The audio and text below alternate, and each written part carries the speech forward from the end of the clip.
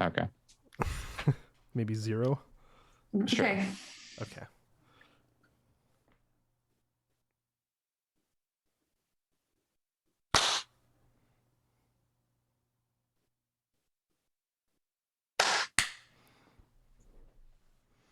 Beautiful. Weird. So it did, my like waveform on my screen didn't spike in both directions on like on one clap it went like up really high and only like halfway down. Then the other one it went like halfway up and all the way down. Huh. So I did like an inverse clap. Weird. Picking up the... Yeah, I don't know. You've inverted the friggin' amplitude somehow. Yep. Okay. Clapped perfectly and out of phase. Perfectly inverse to how I clapped before. Totally intentional. Oh no, there's a new lockpicking lawyer video. Well, I'll watch that later. I wish I didn't feel like I can't watch Corridor stuff because they were supporting all that NFT bullshit, because I liked watching their videos, but now I'm just like, I don't want to do it. I think they were pretty receptive to the negative feedback, if I remember correctly. Just basically being like, yeah, okay, we get it, sorry. I'll have to look into that because, yeah, I unsubscribed. I was like, no, this is garbage. George Romero was pretty receptive to it also. But then he did the AMA anyway and stuff. So like, yeah. Still, my bad. Still, but check out this sick NFT shit. Yeah, like he still gave gave credence to it and all that garbage. So. Oh right, if you want that, the cat fucking up those bananas. There's a link. Yeah, let's see this cat fucking up some bananas. I think we're close to another banana pandemic. Oh. Banana pandemic? Yeah, like how losing all the bananas. All the bananas, like bananas don't taste how they used to, like because they're new. They're like different bananas. Like banana flavoring and modern bananas are not the same. Right. And because like all the bananas got wiped out, and then they like replaced them with a different variety of banana. And I think we're close to like that probably happening again. So they're like trying to figure out what's the next banana going to be. New banana just dropped. Yeah. Man, this is a very good GIF, and I love it. Yeah, it's cute. Very much. Especially because there's no claws, clearly. It's just paws. Yeah. All right. This is a very good sub, and I'm going to follow it right now. Oh, it's really good, yeah. I am very excited to look at this. I think there's also What's Wrong with Your Dog, which is pretty good. Ooh. Yeah, I mean, of course there would be. Like, that makes sense. Are you trying to think of a subject for my partner's favorite? Yeah. Could see it in your everything. We didn't hit okay. No, maybe we got one. Kind of. Your partner's favorite D's nuts jokes or something. Oh God. Because that would be really difficult to come up with on the spot. I know. I'm like, I can't think of anything. No. Okay, thank you. All right. Hello, and welcome to episode 191 of the Gaming Fix podcast on September 25th, 2021. I am your host, Andre Cole, aka The Wet Gamer, aka your partner's favorite day of the week. I am joined by Allison. Ooh, no, that's tough. I thought this was going to be easy for you. I mean, because basically my dad and I have a running joke about hump day because of a Geico commercial of all things. And it's working. Now I know, it's like, bleep that. They're not paying. Yeah, I know. Well, they don't air that during Jeopardy anymore, so it's okay. We still. But anyways, it's not my favorite. I don't know, the feeling of being done with a day of work on Friday is real good.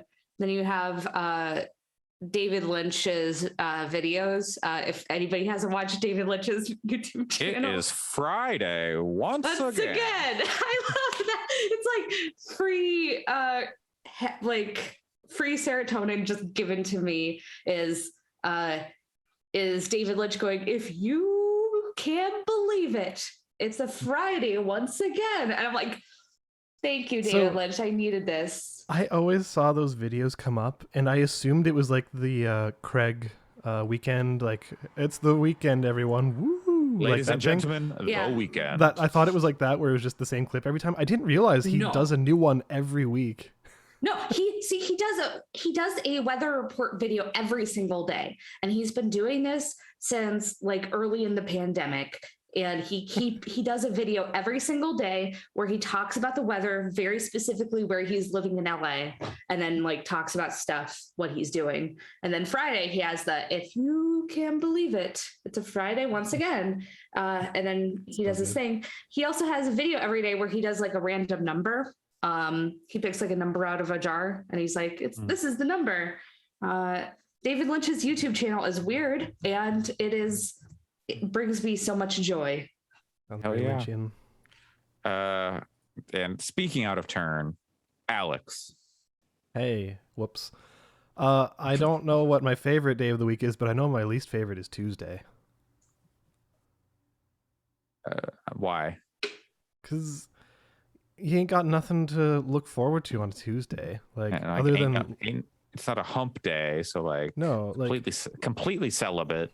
Yeah, so like yep, it abstains from anything fun, because Monday you at least have like some like remaining weekend in you, so you kind of you got that excuse to recover. Wednesday you're like, oh, I'm halfway through the week, let's keep powering through.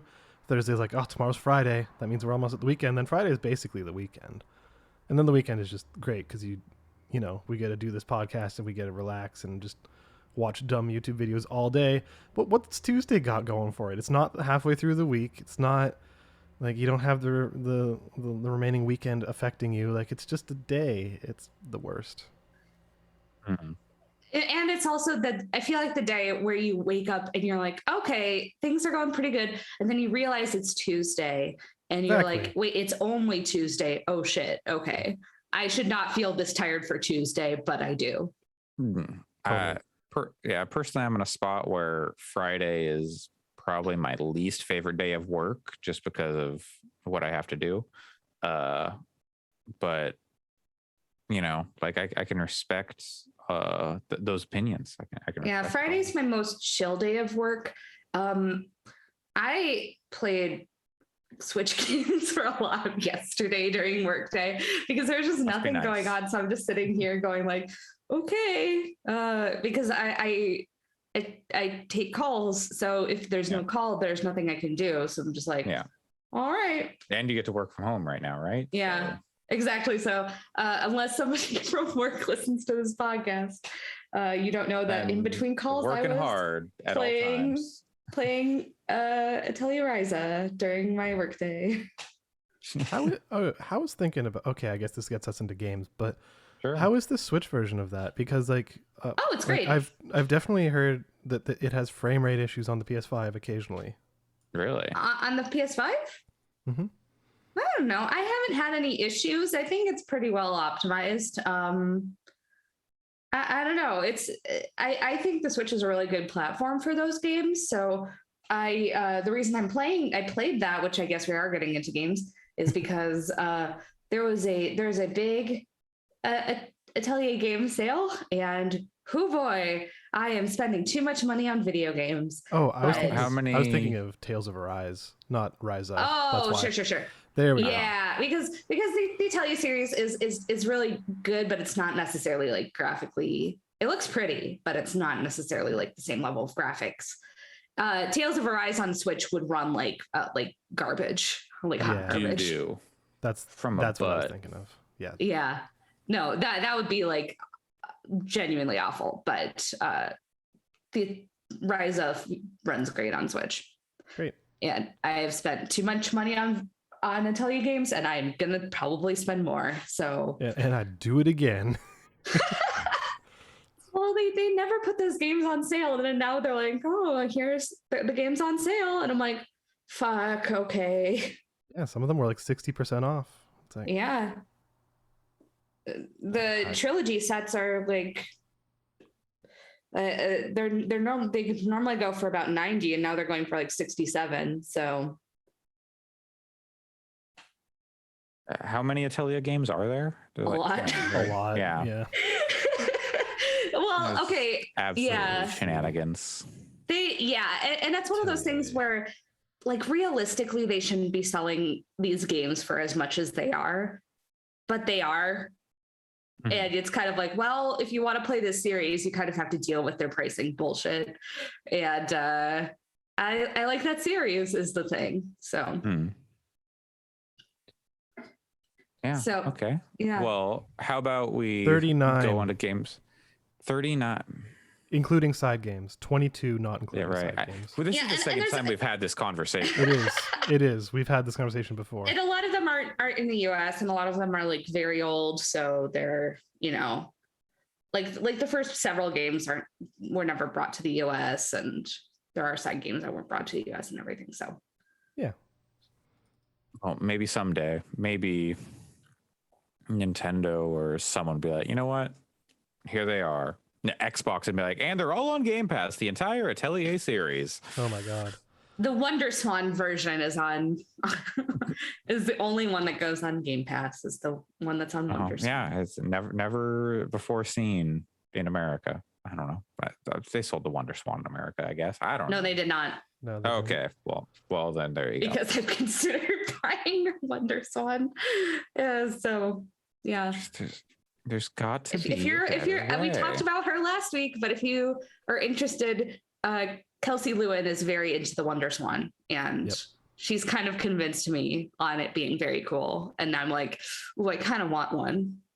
So. Well, going from Atelier Ryza to Tales of Arise. Tales of Arise. Yeah. I don't know if I have much more to say, but it's a good game, man. Okay. Yeah. How much further are you in it? Like, have you assembled your team of 6? I think that's what it is. 6 people? Not yet. No. Okay. Not yet. I still only have 4. But it does take a while. I think I'm close to getting another person. Okay. I'm in the next area, but it's so pretty is the thing. It is a really beautiful game, and I haven't really noticed any sort of frame rate issues. Maybe I will later. I think I've gotten to the same part that you're having that you saw the frame rate issues for. So I don't know, but it's a really beautiful game, and I'm still enjoying it. I'll ask a broad question that is not a spoiler. Are you in some form of large city? I am in a city, yeah. Okay, so you might be getting there, yeah. Yeah, but I'm in it's just a good ass looking game, and it's interesting because I think the game looks good at the start, but it kind of buries the lead a little bit, where it's this fiery desert and then this snowy area, and then it goes out into this big grassy kind of fields and everything, and there's these big mountains that look really weird and interesting, and you're like, this is really gorgeous, and it's a lot more visually stunning, like it's something that is obviously very stunning. So it's just kind of like, it's interesting that you put this like several hours into the game.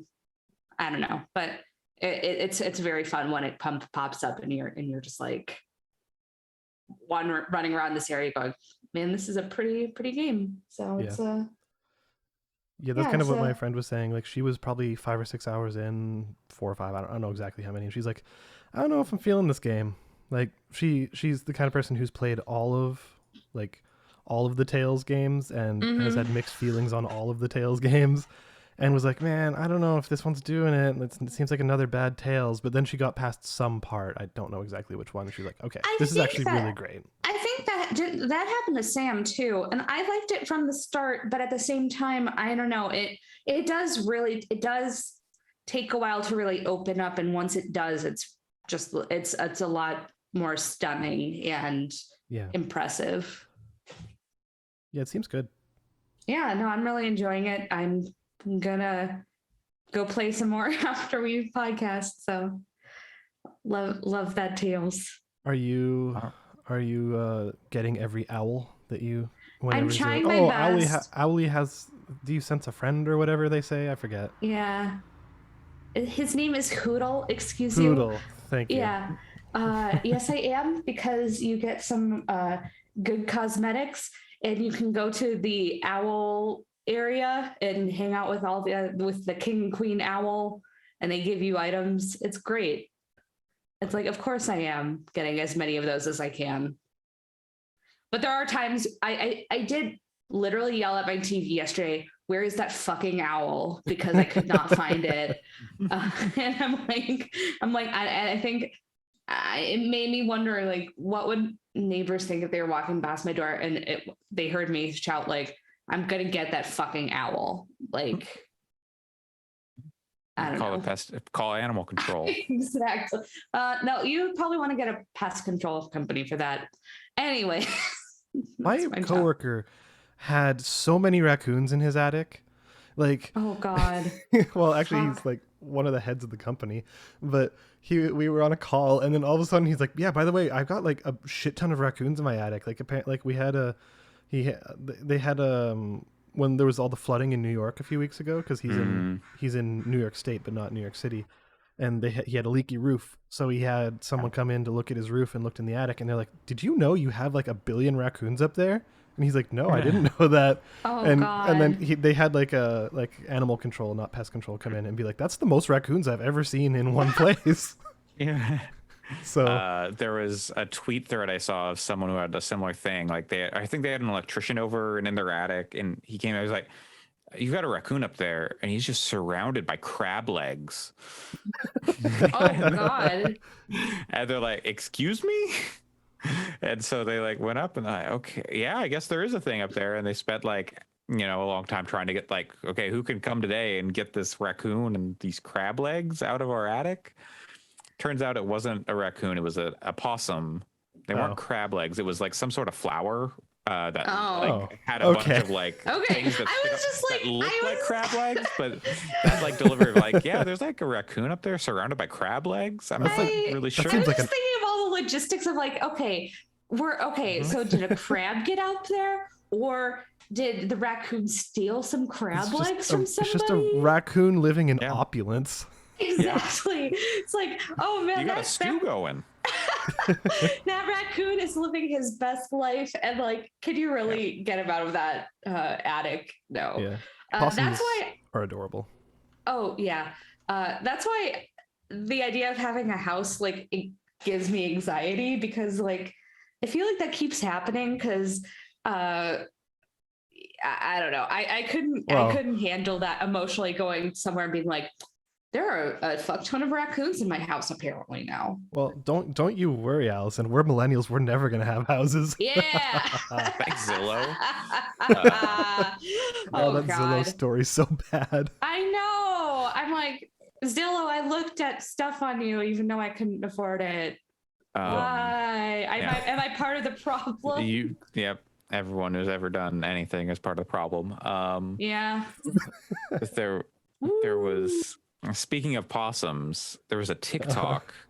There was a TikTok of this guy going around. He was just picking up possums and kissing them, and then like putting them down. And he was just like, someone was like, there's like wild possums. He's just like picking them up, and at one point he had like 3 like in his hands, like on his shoulders, like mwah, mwah, mwah. That seems really unwise. Yeah. I was like, what is this man doing? You're gonna get checked for rabies, or like, I don't know, man. Yeah, like there was a video of someone hugging a seal, like a wild seal, and I was like, that's really unwise. Also, those things have extremely sharp teeth. Yeah. Yep. Anyways, I'm don't just mess with gonna- wildlife, and also raccoons in the attic is just normal apparently, or possums. Yeah. Tales of Well, Arise. Excuse me, he did not just kiss an opossum. Okay. yep. Yeah. We'll put that in the show notes. Sure, give me a link. It'll be in the show notes. It's in the chat. I see. Speaking of opossums, you read some manga, watched some anime. I can only assume you watched some possum. Oh yeah. No, I mean, I don't know if I need to really talk about it as much, but I just been there. I didn't really play very many games because I've just been watching a lot of anime and reading a lot of manga, like the week I am. Allison, is this where we can finally talk about Oddtaxi? Let's do that. Oh my god. Is there a possum in Oddtaxi? Not a main character, but I'm sure there is possum. One. I'm googling this. No, I'm not seeing that. But I'm not sure. I don't know. Yeah, I don't know, but like no, there isn't. But Oddtaxi is so good. Oh my god, it is like genius. You were hyping it up, and I was hearing other people hype it up. And sometimes when people hype things up, it they can hype it up a little too much. Like the other thing that I finished this week was reading Chainsaw Man, which I liked, but I don't know if I think like it was quite hit the hype that I'd been hearing about it for a while. I thought it was really interesting and the art was really great, but I don't know if I quite connected it with it. But Oddtaxi lives up to the hype, and it's just so good. Yeah, it's just a really intricate and well executed mystery. Yeah, but then also like all the characters, like everything pays off in like a beautiful way. Even there's things like early on that you think, oh, that's kind of a funny joke, and then it pays off, and you're just like, what? It's basically an anime with like 1,000 Chekhov's guns, and they all get fired. And they all get fired in beautiful fashion, and then it's also just beautifully animated, and it's just phenomenal. And this is why, even if you're not necessarily an anime person, you should kind of keep an eye on the anime world, because it's something I would recommend to pretty much anybody. Yeah, there's no real caveats. It doesn't have the anime weirdness of like being overly like horny at all. Like it doesn't have that at all. Because I finished the season 2 of Miss Kobayashi's Dragon Maid, which is like, oh my god, I could not recommend that to anybody because there's too much anime bullshit in there, but I love it. But Oddtaxi doesn't have any of that. It's just really good mystery series, and all the characters work out. Oh my god, that is beautiful. There's a Blu-ray set, and it's very expensive, but I've considered it also. It's like $250, but it is for an anime that's 13 episodes long. So. But excuse you, that is an intense price.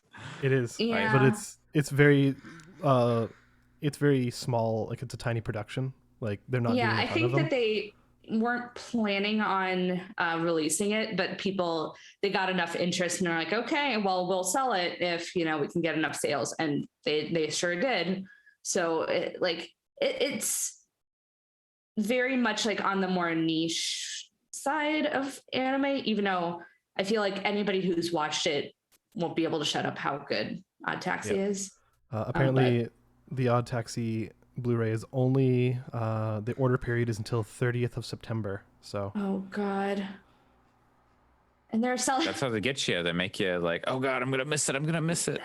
Yeah, and also they have all these extras that they're adding to that. Like there's a very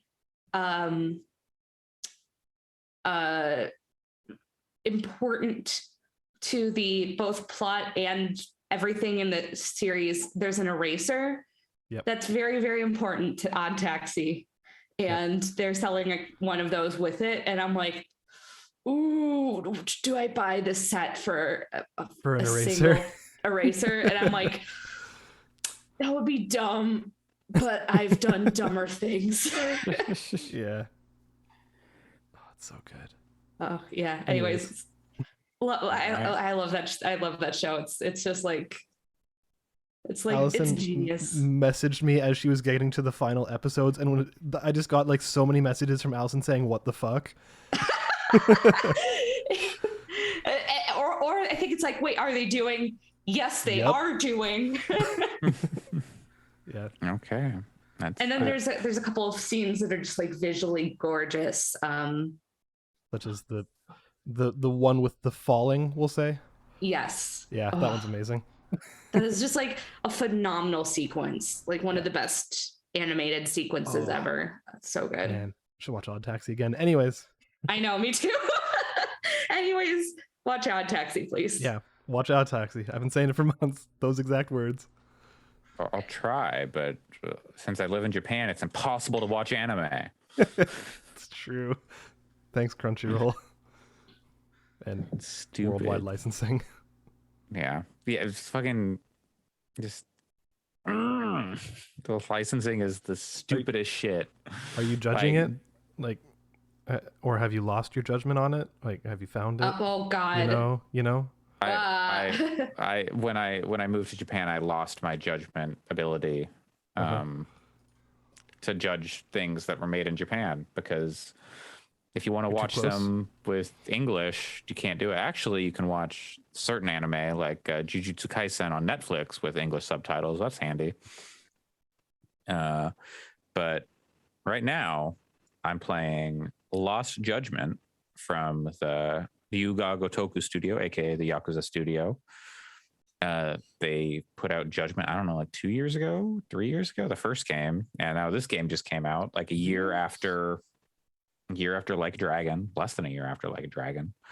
And this game is, instead of following in the Yakuza footsteps, it is still a brawler like Yakuza 0 through 6 and all the games in between. But you are not a Yakuza member. You are on the other side of the law in this case. You are playing Yagami Takuya. No, that's the real. Taki is the real guy's name. No, it's what is it? Because the real guy is Takuya Kimura, I believe. Yeah, Takuya Kimura. But I don't remember what his name is in the game. It's something Yagami. It says Yagami.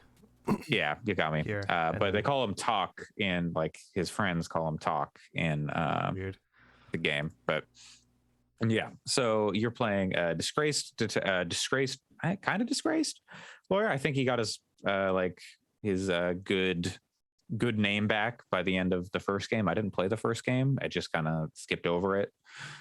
I heard like some good things, but I never, like, people didn't talk about it the same way they talked about like the Yakuza games, especially the more recent Yakuza games, when they except for Sam. Yeah, but Sam hasn't played those other Yakuza games. Like, That's true. We were talking today about how he has just failed to play the Yakuza games in any meaningful way and has not enjoyed his time playing them because he gets too in his own head about the correct order to play. Yeah, correct order to experience it in. The correct order to experience any story is in whatever order you feel like.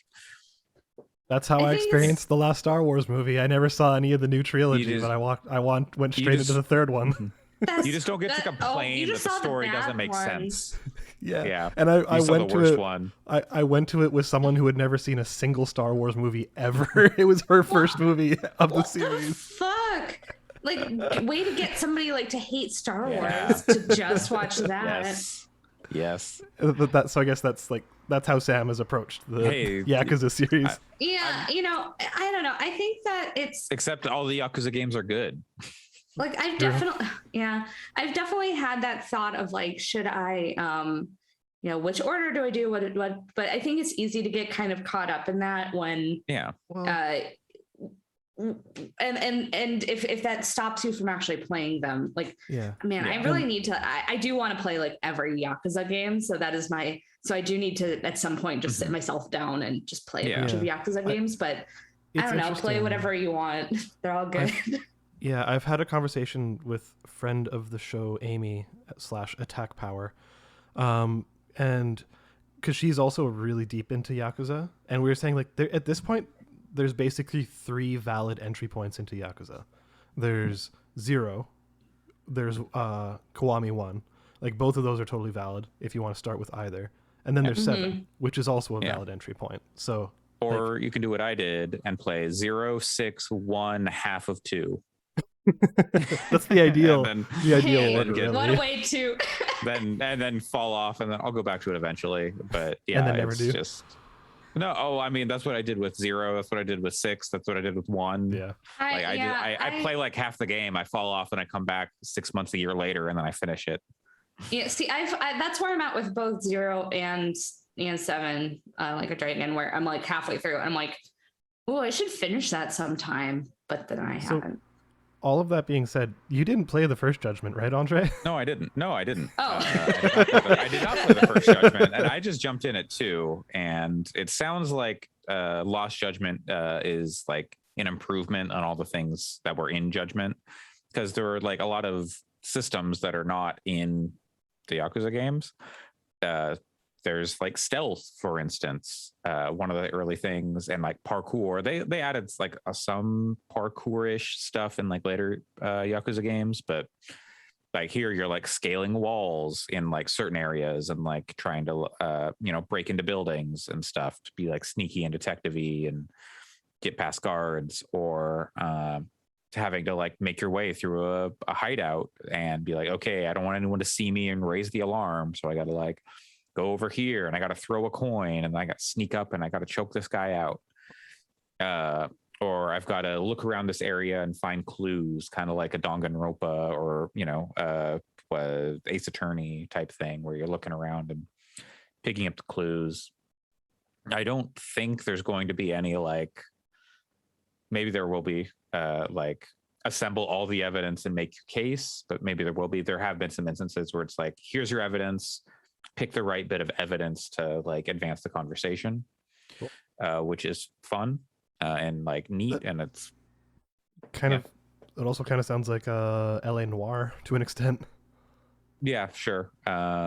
Maybe I've never played LA Noire. I think we've talked about this on the podcast as well, but so you're like, there'll be like moments where it'll like remind you like, oh, this person probably cares about this, or like this relates back to this other bit of story that you've seen so far. The setup for this one is so I don't know how long it takes. It takes place in like December 2021, so in the future, near future. And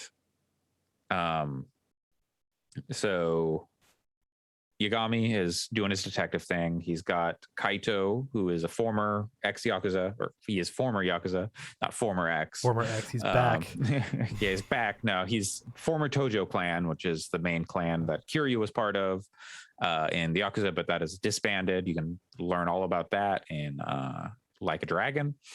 And they are doing their detective thing. They're kind of down on their luck. Like, they don't have a ton of business, but they're smart. And they're really good at fighting, because that's what these games are all about. And the setup for this one is you get asked by 2 characters from the previous game who set up their own detective agency to kind of like, oh, we were inspired by you. We set up our own detective agency, and we just got our first case. We want you to like come and show us the ropes and like how to do this stuff and help us out. And it's a bullying case.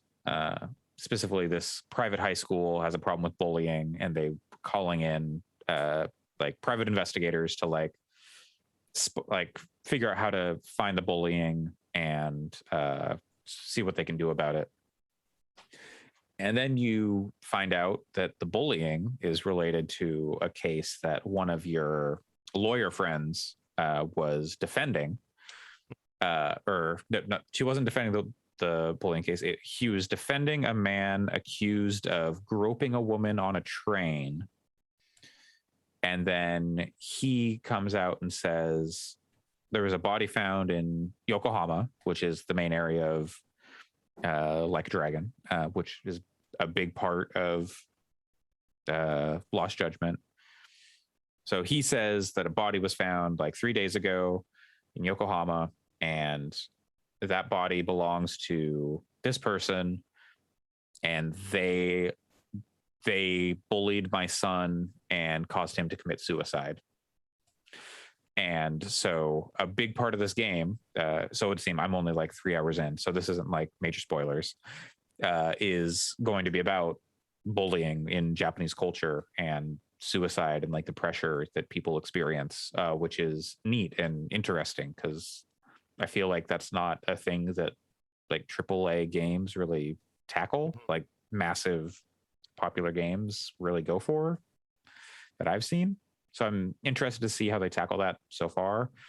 It is a little weird that you've got these like, I don't know, middle-aged detectives going into a high school and beating the shit out of some students who are like, you know, like you get in a conflict. They're the instigators. You're not just like, oh, I'm going to kick your ass, but go punch some kids. Yeah, you do like have multiple showdowns with this group of kids and put them in their place. And it's what, like, your buddy Kaito is always like, let's go kick their asses. Like, how dare they bully this girl? And it's like, dude, calm down. We're here to like find the instances of bullying and like report it to the school and like, you know, help out with that. Yeah, we're not here to, you know, kick their asses. But you end up having to kick their ass anyway. Yeah. But yeah, the story seems interesting so far, and like that it's diving into an area. I don't know what Judgment itself ended up being about, but Lost Judgment diving into like a scenario that the Yakuza games could never even like begin to approach, because those were all like, they're never going to send Kiryu into a school, really. Like they did like stuff with orphans, but there was no like school bullying stuff. That was like younger kids. Kiryu didn't mess with teenagers. Generally. But allegedly. RGG is just an interesting studio in that sense. Like it seems like they take influence from lots of places, like melodramas. Like this seems much more influenced by melodramas than Yakuza, and even though Yakuza goes buck wild in that way, some ways. Like like you're describing this, and it's like I've kind of recently been watching Stranger, the Korean K-drama. It's like, yeah, there's a lot of similarities in these, and they're both kind of melodramas. Yeah. And another fun thing about RGG is what was the game a few weeks ago that people were freaking out over reused assets? Like Uncharted or whatever. God of War. God of War. Because like, they had the same these getting animations. in the boat animation, and it's who the fuck cares? But what are they going to do? But like then you look at we gotta throw out this whole animation because it's stupid. Mm-hmm. It was a very stupid conversation. But then you look at RGG, they're reusing whole cities, but they're making it great because they're making each version of it its own thing. Like they're the masters of that. And they the masters with new interesting stuff every time. Exactly. Yeah, of making it feel extremely real and very adding so many interesting side areas and side things to do and everything. And because it's a real place, like it actually feels like a character. Like, you know, like so many games say like, oh, the game, the city itself is a character in our story or whatever. They absolutely make that work in that series. Absolutely. And it's like the most, I've talked about this before with like a Dragon, but these games do such a good job of making it feel like an actual city where people live and exist, because there are people all the time walking down the streets and just like standing and talking, and you'll hear weird conversations, and they like, you know, they react to you like bouncing off of them, or like, hey, get back here, you know, or you get into like a random side story, and so it feels like it's an actual place with people living in it and not just like there are 6 NPCs in this town scattered about, and you run from one place to another place to talk to anybody in the city. It feels like you are inhabiting a really real place as opposed to it being just like a playground for you. Yeah. Even though it is definitely a playground where you're like, okay, I guess I'm going to go spend way too much time playing darts or now do I Club Sega or looking at stuff going like, do I need to learn how to play Mahjong for this game? No. Or do I need to learn how to play shogi? Fucking impossible. Like I don't want to learn how to play shogi, but at the same time, I could learn how to play shogi. I do not understand Mahjong at all. Mahjong, I do not understand. It's not that bad once you do like a handful of rounds with some guidance. Incomprehensible. The tutorial in Yakuza is like 20 pages of text, and it's just like, here's how you play, here's how you score, here are the different scores, here are the different cars. Oh my god. There's like a billion different ways to win. Yeah, and they try to like, here are some strategies. I don't know, try it, and then they just no more help. It's like, oh god. I'm always like, I think I'm doing this right, and then no, not at all. But in Lost Judgment, they've added the ability to skateboard. Oh fuck yeah! It's not Tony Hawk. Riffs. It's you're like, one of your detective friends who you're helping out is like, oh man, what do I do with the second skateboard? I entered a lottery to get these, like a limited edition skateboard. I entered on 2 sites and I got both, and my friend will let me sell it because he's mad about resellers, because he tried to buy like an anime figure, and then it got scalped and he had to pay like 3 times the price, and now he's mad at resellers, so I can't resell this. So it's like, here, you can use it. I'm like, I feel this conversation. It's very 2021. It's too real. And yeah, so you can skateboard around town. I haven't found like, it's like faster than running, I guess, but I haven't found like you can't do it on the sidewalks, because in Japan you cannot skate on the sidewalks. You can only do it on the street, but even then you're not really supposed to skate on the street. It's their rules are weird about skateboards and scooters and that kind of stuff, I feel like. But yeah, so that's fun. There's a lot of like ridiculous mini games. I haven't gotten to any of them yet, but I just saw them in like trailers and stuff, and I'm looking forward to experiencing even more of those. Yeah. It seems like a good game. It's $60 you get the PS4 and the PS5 version. There's going to be DLC down the line with like more story stuff that you can buy, like the Ultimate Edition, and I think that ends up being like $10 cheaper than buying like the deal, like the expansion pass later on. But your mileage will vary on that. I don't know how it'll be. I don't know if they've done like story DLC for previous games, or if they did for Judgment before, but I don't remember. I don't think so, but yeah, if it, it'll go on sale eventually, so then I'll get it. But if I'm feeling it that much, one of the things I really appreciate is the actor for Yagami is a Japanese pop star. Oh yeah. He was in the group's map. They broke up a while. I remember when they announced that they were breaking up, it was like, okay, we interrupt this interrupt this TV show, like level of like SMAP is breaking up. But they are like very, very iconic Japanese group. Like my girlfriend really likes SMAP, and like they're still around. They still like he's like an actor, and he really likes games. We talked about him a bit.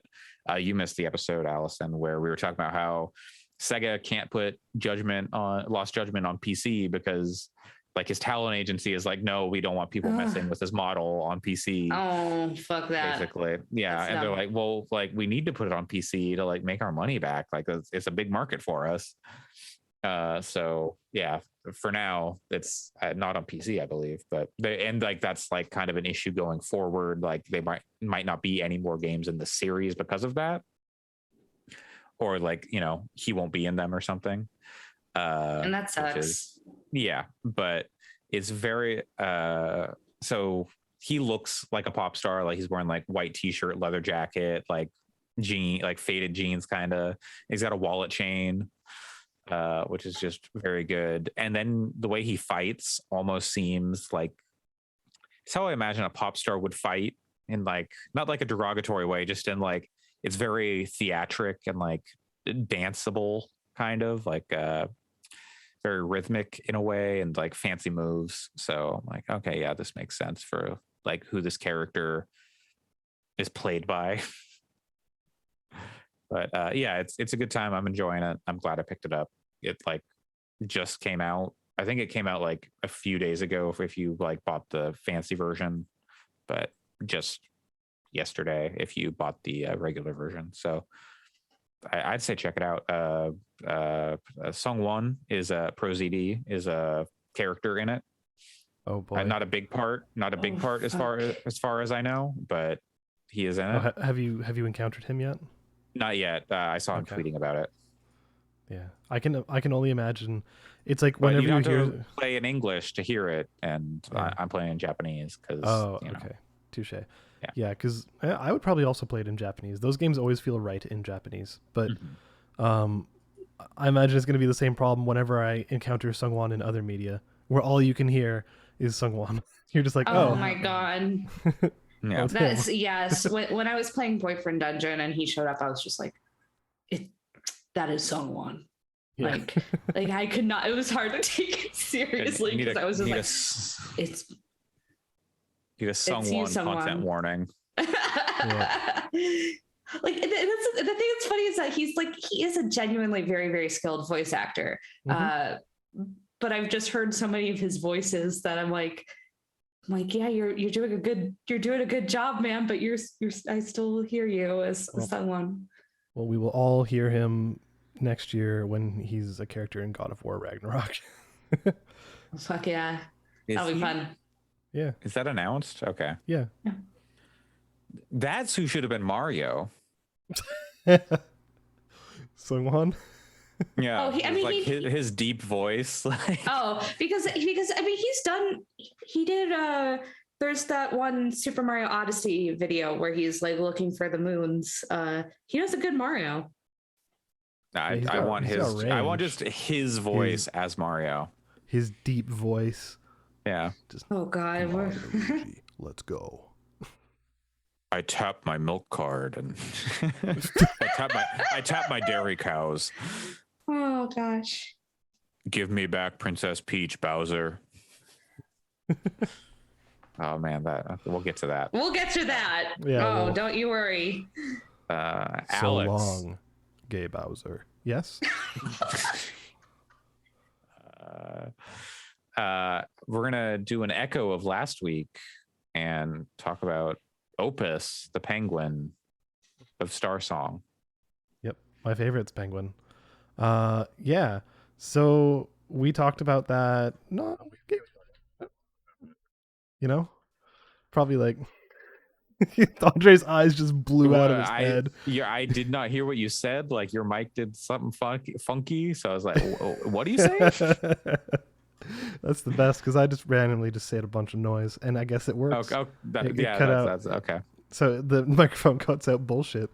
So yeah, last time we talked about Opus Echo of Starsong, I was about halfway through, I think almost exactly halfway through, and had positive things to say overall. Now I have finished it, and I have written a review. It's not currently posted, but guess what, motherfuckers? Right now, I'm hitting the publish button, so bam!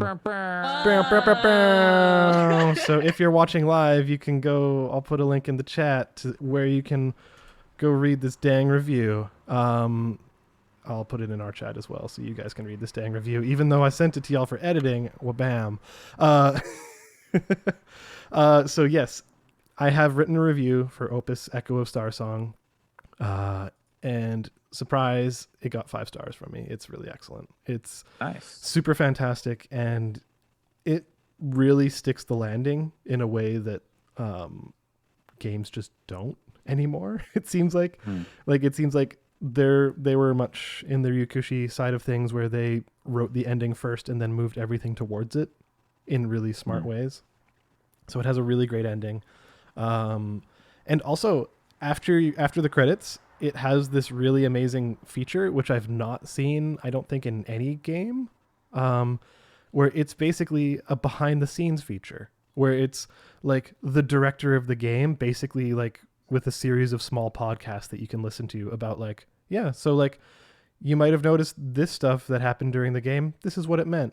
Or like here's some of the stuff we drew influence from. Like here's some of the Chinese mythos that we took influence from, and then kind of converted it to sci-fi. And he's just talking about it very directly, and it's really cool. Like I've never really heard just the director of a game sit down and talk to you about like, you know, this is what went into making it, and these are some of the struggles we hit on the way. Like sometimes the team wouldn't want to do the thing that I said that we should do, and you know, we talked it out. Like it's just really candid and cool, and I've not seen one of those before. So but yeah, the game itself, super excellent. I don't know if I really hope someone else finishes it, so that way I would love to have a spoilery kind of discussion at some point, because some of the stuff that happens in the latter half is really, really fascinating and really cool, and super unique. The ending is, it's great. That's all I'll say. It's a thing. I won't even give tone. The review talks a little bit about it, but okay. Yeah, I don't know. It's super excellent. Y'all should play it. You can head over to fix.space and find that review, as well as Sam's review of the phone, the Lenovo Legion phone. Yeah, And what did he review last week? My brain is.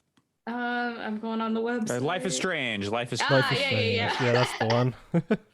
True Colors. There we go. Yep. Yeah. So we got some reviews. Been a while since we've had some reviews up on the site, but go check those out. But that's all your thoughts on Opus for the podcast, Alex? I mean, we could talk about it for an hour if we wanted, but no, I think a lot of it will show up in that review, and if we get some other people who finish it, I'm sure we could have a pretty thorough conversation about it. Yeah, I'll have to check that out. It, you know, out a surprising release that, you know, didn't really hit my radar or anything, so I'll have to check it out. I'm behind on some podcasts, so I think I would have heard more about it if I had not been behind on my podcasts. But I'm sorry, everyone whose podcasts I listen to that I have not listened to yet. Just have not had it into me to listen to gaming podcasts in like a while, but I'll get to it eventually, I swear. Too close to how the sausage is made. Yep. I can see where all the edits are. I can feel how they're talking into the microphone. Everything. I know how it all works. So now it's just not interesting. You're the Neo of podcast listening. I've realized I'm not actually there with them, and that we're not actually friends, and that there's no one. I'm not getting anything out of this relationship. So why should I even participate? You know, like. No, this can turn really existential really fast. Yeah. No, that was the goal, baby. You got an existential stew going. Parasocial relationships, gotta love them. Just like the parasocial relationships that people have directed with people like Miyamoto. I don't know. Do you think people have parasocial relationships with Miyamoto in Absolutely. the news? Oh, yeah. Of course. Yeah. Like everybody, he's like everybody's like favorite grandpa, but no one's actually related to him. He's everybody's uncle at Nintendo who works at Nintendo. Exactly. So yeah, Nintendo had a direct this week. After apparently it was just that time where everyone goes like, "When's the Nintendo Direct? When's the Nintendo Direct?" And then Nintendo goes, "It's tomorrow. Chill." So that was weird. I only saw people going, God, people need to stop complaining and like begging for a Nintendo Direct. And then all I saw was people complaining about Nintendo Directs. And then meta. Then came the Nintendo Direct. Yeah, it was fine. Yeah. Except for like one part, which was just like mind breaking. Yeah. Like I think I stand by what I said in our group chat. It's like it was definitely far from the worst they've done, but nothing was totally. There wasn't really anything super mind blowing in it. It was solid. No, I don't know if I agree with that statement, but well, there was definitely something that blew the internet up. yeah. There were a few things that were like neat. There's a new Kirby 3D game. Like, I think the first 3D Kirby game. I know there was one. Like, there's 2.5D, like, because they the 64, right? That's the one where you know, you can move kind of around, but it's not. But like the level design is very 2D. I saw people saying like they tried to make a. I suppose. Yeah, I guess it is. They tried to make a 3D Kirby on GameCube, and it just wasn't good. Yeah. Like there's been Kirby rendered in 3D in games for his own games for sure. But I guess this would be the first like a 3D 3D platformer. Yeah. Like quote unquote open world. Yeah. Open island where you can Forgotten Lands. It's post-apocalyptic Kirby. Oh yeah, the last of Kirby. Yep. Kirby and some overgrown metropolis, and I think it looks pretty good. I'm actually legitimately excited for that. So I've never beaten or really like put time into a Kirby game. I've only neither played, have the first, I level or two. But I've always kind of wanted to get into Kirby, mostly because Kirby is very cute. Is the thing. Kirby is very cute. I've got not visible right now, but I've got multiple Kirbys. Too many Kirbys in my apartment. Yeah, too many Kirbys. I keep thinking like, I keep wanting to buy like Kirby's, but also I'm like, but I don't really play Kirby, so could I really buy Kirby? But is there one Kirby, or is Kirby a concept? Like, is there a whole race of Kirbys? There's a singular Kirby. There is a singular Kirby. But what about like the different colored Kirbys that show up in Smash and stuff? Like, are those just clones, or are those just like alternate universe? I don't know. Kirbys? He ate a blueberry. I don't know. What do you want from me?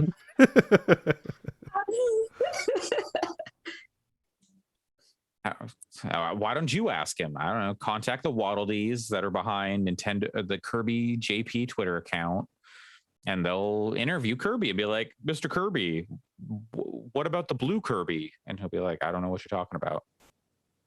I don't know. Nice.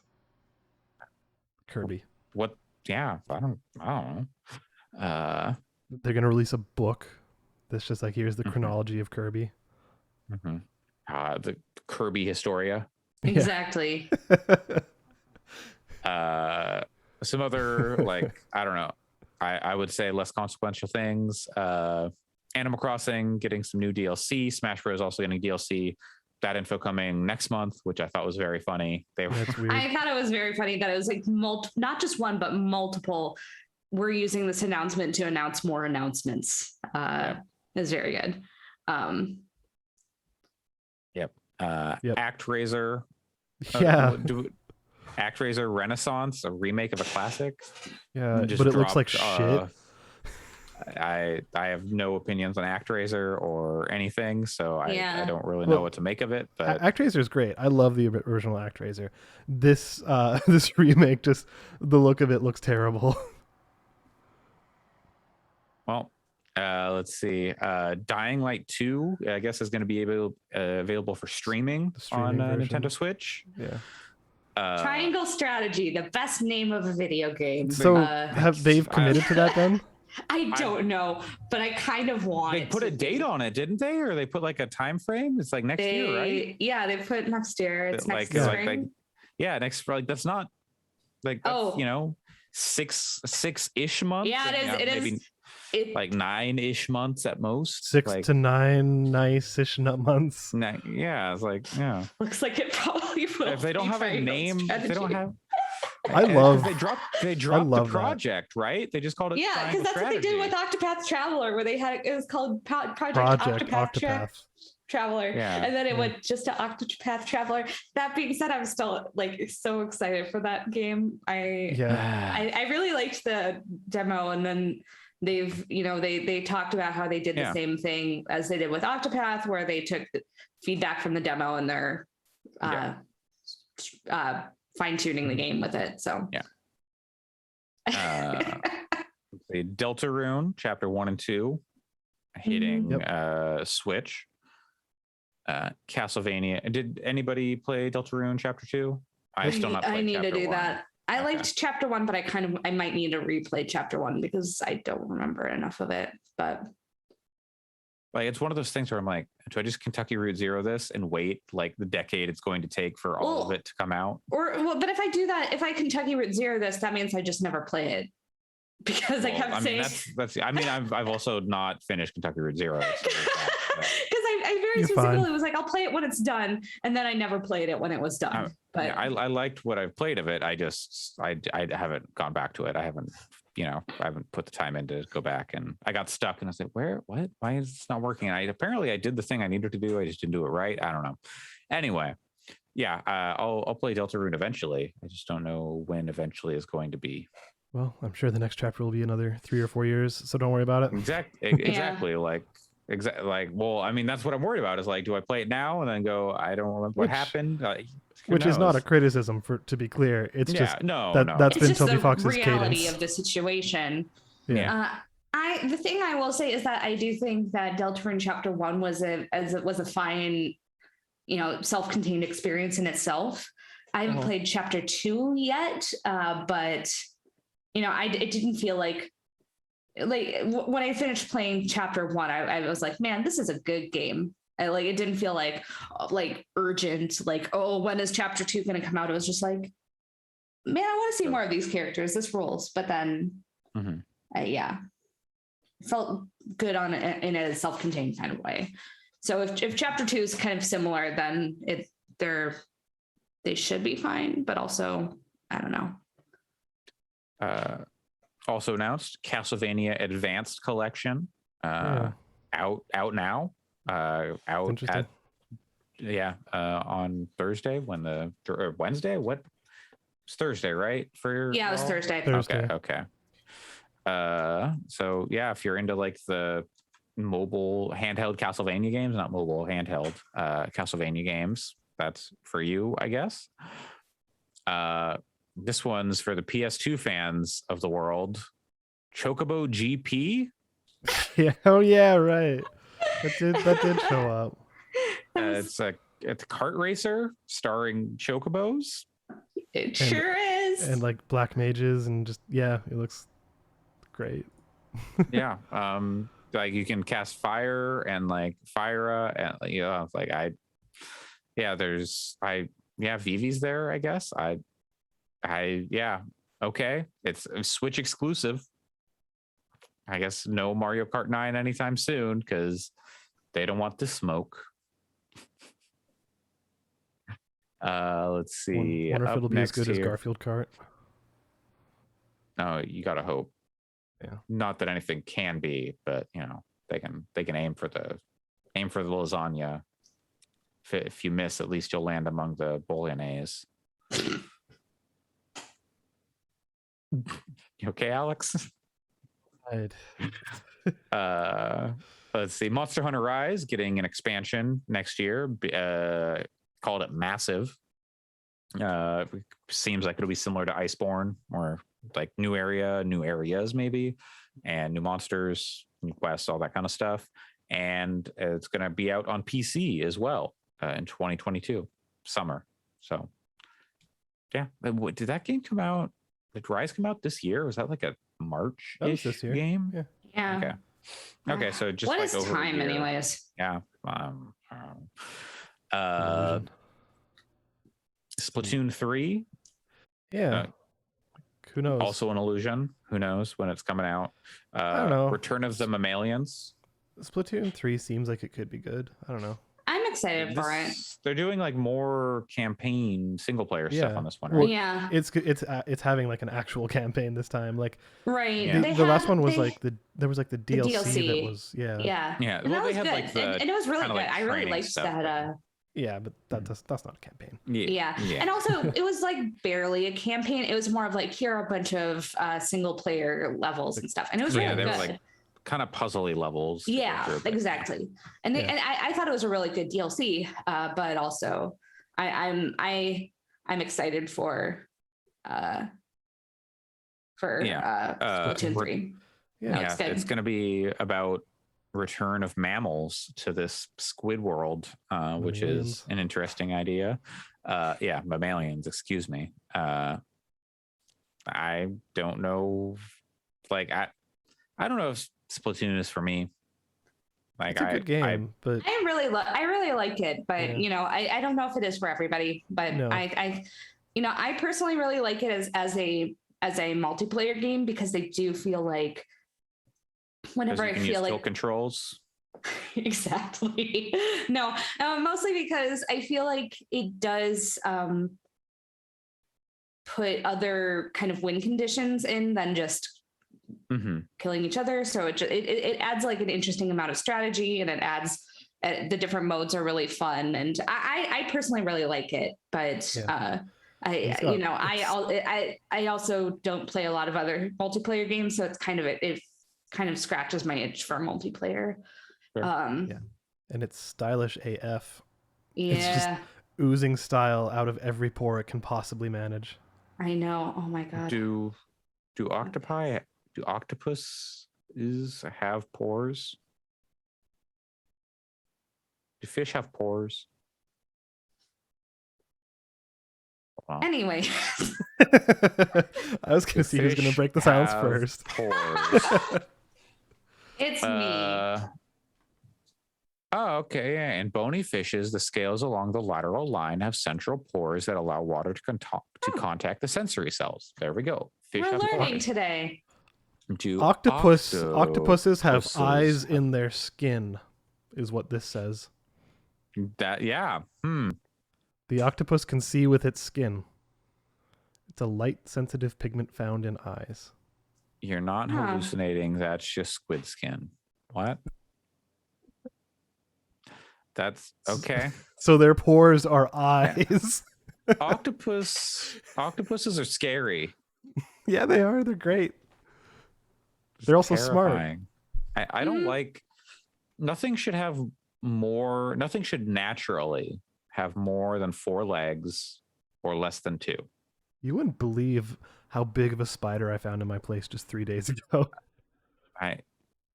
I've seen some big fucking spiders in Japan. It's fucking fucked up. Luckily, I don't live anywhere, or at least because I live like pretty like urban, so there's nothing too ridiculous here. Big fucking cockroach in my shower a couple weeks ago, though. Jesus Christ. My girlfriend had a whole shower and it was in there the whole time and she didn't notice because it where it was. I found it. That was biggest that I've ever seen in our apartment. But yeah, haven't seen any others, so I think we're safe. I bet there would be some big fucking cockroaches and spiders in Metroid Dread. Probably. And at least you get to shoot them. True. Allegedly. Metroid Dread. They showed some more. That game's out in like 2 weeks or something. Oh, it's is like it? The 9th, I didn't pay attention Yeah, to it's the like date. out the 9th. Nice. Yeah, I mean, we've known the date is the 9th. Yeah, so I just haven't been paying attention, I guess. Yeah, October 8th. Cool. Okay, yep. So that's almost out. Looks good. I want to play it. I've never beaten a Metroid game, I don't think. Not even Metroid Primes? No, I don't think I have either. I think I rented like a Metroid Prime once, and I didn't get very far because I was a kid and I was like, I don't know what's happening here. But it happens. Right. Yeah, that's what kids do. But yeah, I'm looking forward to playing. They've got some stuff on their website where you can read about the lore of the world, I guess, and like what's going on. Yeah, I think it looks neat. I like the vibe of it all. Metroid Dread. The sense of dread is very good. So I might actually pick that up. I think it looks really neat. We also got Proof of Life finally from Bayonetta. Oh, I have friends on Twitter who were posting screenshots of their pre-orders from 2017 being like, finally. Yeah, like damn. What was that Bayonetta daily news site or Twitter account? Oh, I don't know, Bayonetta Daily Update or something. I don't know. Finally, after like 1,700 days or something. Yeah. Something ridiculous. Finally, an update on Bayonetta 3, and I have to say, I was not overly impressed by what I saw. You were whelmed. Like there was style to like Bayonetta, because Bayonetta's got style, but like the game itself like looked kind of bad, and I think like part of that is like being stuck on the Switch, maybe, but hard to say. But they've been spending so much time on this, and I was like, this is what we got. It could very well still be fun and good. Like, Bayonetta is not about like necessarily the graphical fidelity. It's more about the style of everything. But more about how ridiculous they get. Yeah, but I like the scene they showed was very like gray. It looked like a Xbox 360 game from like 2007 or 2008. It's like that color palette still. So that was disappointing. But I want to see more. I want to play the game, because Bayonetta 2, I haven't played much Bayonetta 1, but which is interesting because I haven't played much of 2, but I've played most of Bayonetta 1, and they play really great. So I'm interested in 3.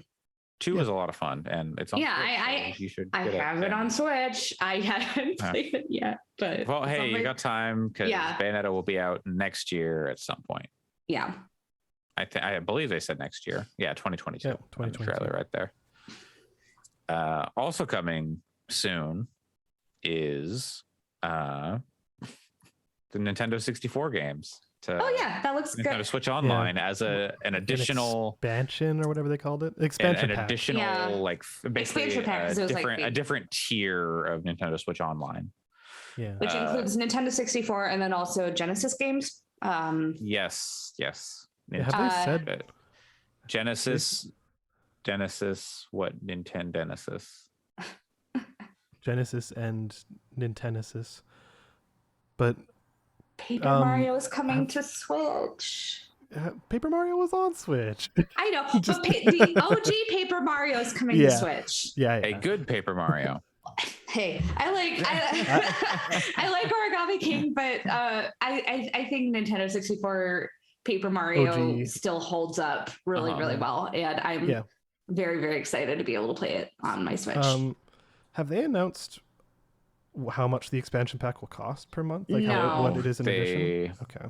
They're gonna like announce that next month, which it's like they said like it'll be available in October, and everything like October is coming up pretty quick. Like, like you're telling us it's gonna be available in a month, and you can't tell us the price. Like and like is the expansion pack sorry, is that all it is? Is it only N64 and Genesis games? I mean it's like if you get that thing, you get all like the NES and SNES games, I assume. In addition, like you already get those, right? Like if you're already a member of so like, I assume this is just like adding so basically you get whatever this higher tier is, and you would get all of those, and then the Nintendo 64 and the Genesis stuff. Well, I'm just curious, like if that's it, then it better not be very expensive. It better be like $1 difference a month, maybe. Like if it's not giving any other features, then it's like, those are cool and it's good, but like I could emulate a lot of these. Not again. We haven't said it, but Nintendo Switch Online is $20 a year, so it's not like astronomical. If they like, it's $30 a year to get N64, would that be too much? Yeah, that's probably fine, but I don't know. Nintendo Switch Online also not the best online service in the world. No. Yeah, but, I mean, I kind of, I like it, but I'm also a Nintendo idiot, so I don't know. Like, I mean, I have it too. Defender. Yeah. I mean, I wish they had more games, but I like that they keep putting out interesting stuff into the NES and SNES ones. And hopefully they'll put some cool stuff for the N64 ones in there. And so they're starting with most of what you would want. Like, Yeah. I feel like there are certain things that maybe there'll be some Pokemon like Stadium or something because of their relationship with Game Freak, but probably not. Like, so Just play at launch, Super Mario 64, Mario Kart 64, Star Fox 64, Yoshi's Story, Ocarina of Time, Win Back Covert Operations. I don't know what that is. Mario Tennis, Dr. Mario 64, Sin and Punishment. I don't know what that is. It's good. And then they've said like other stuff will be coming in the future, like Majora's Mask and Paper Mario. Yeah. And then Banjo-Kazooie. Banjo-Kazooie also coming. Microsoft and Nintendo worked out, stuff with Rare to make that happen. So that's cool. Nice to see companies playing nice with each other and not just having to abide by prior business arrangements. Sony and Microsoft. Yeah, it's nice to see just how many games are on there, especially, it looked good. So I'm personally excited, but also like, again, this dashes all my hopes for like Zelda collection. Like, oh, here's Ocarina of Time and Majora's Mask, like natively on the Switch, like updated HD. Yeah. Maybe I'm just not going to do that because now it's just what do you want? Just subscribe to Nintendo Switch Online. Oh my god! So what you need to put behind that expansion pack to get Allison to definitely buy it is Tetris 999, where it's literally just Tetris 99, but it takes place on a boat and it's a time looping game. And my god, I would. God damn it, I would play the shit out of that. It was like, let's just have if you're eliminated, you are murdered violently. Yep. Your head explodes. Yep. Notary games plus Tetris, honestly, would probably be like my favorite game of all time. Hell yeah. I think the market is ripe for a Tetris like Ace Attorney or Nonary game, Danganronpa, that kind of like adventure-y visual novel. But Puyo Puyo Tetris could have done it. Puyo Puyo Tetris 2 could have gone down that route. Could have had you like collecting evidence, breaking evidence out of the blocks. That's kind of what most of the appeal of Murder by Numbers was. That's what I was just going to say. That was like Picross. Just Picross plus Murder Mystery. Nonogram. That's the non-Nintendo version of it, I believe. But yeah. We haven't talked about the most fucky thing yet, though. I'm building to it. It's building suspense. Is there, so besides Paper Mario, is there anything like you would want to see on Nintendo 64 offerings from Nintendo? Ooh. Can it be third party? It can be anything. Blast Core. Okay. Is that like I don't know what that is. It's a Rare game. It fucking ripped. If you've never played Blast Core, it's really, really, really good. You're basically like controlling these destructive robots that are going through like really big environments, and you're just blowing up buildings and blowing up just stuff. It's great. Okay. I mean, for me, it's Majora's Mask, best Zelda game. That's already coming though. But it's coming. So yeah, like that's it's like like I didn't play my N64 a lot as a kid because that was like my dad got it for me after like divorce. So that was like, okay, that's at dad's house, and then PlayStation to mom's house, and that was where I spent most of my time. So about Rogue Squadron. like Hey You Pikachu, give me Hey You Pikachu. Oh god. Yeah, but then that would require the Switch to work reasonably well with the microphone, which that ain't gonna happen. Alex, you say that, but they've that's added assuming Bluetooth that support. You're saying that like Hey You Pikachu worked well with any microphone, which it extremely did not. That's true. You're right. Yeah. Bring back Hey You Pikachu, and that's what I want. I mean, listen, speaking of yelling at my TV about stuff, like bring back me yelling Pikachu, carrot, no, carrot, fuck Pikachu, no. So yeah, I don't know. I think that a lot. The thing that's really great is that they did announce so many of the really great popular games that you'd want on there. Yeah. Pokemon Stadium would probably be it for me, mostly because those mini games though. Oh yeah. The licky tongue sushi, whatever. Oh, that one's a good game. But like, with both Paper Mario, I have a lot of nostalgia for Yoshi's Story. So that, I don't know if it necessarily holds up, but I have a lot of nostalgia for it. So I'm excited to, play that again. And even then, like the other one that I have so much nostalgia for is Star Wars Episode 1 Racer. And that's already on the Switch, I think. Yeah. So is it? Oh, I didn't know that. Yes, I think. Yeah. Oh, man. And like they were like, and here's a bunch of Star Wars games. Yeah, exactly. Right. Yeah. Wait, yeah, is Shadows is Shadows of the Empire on there?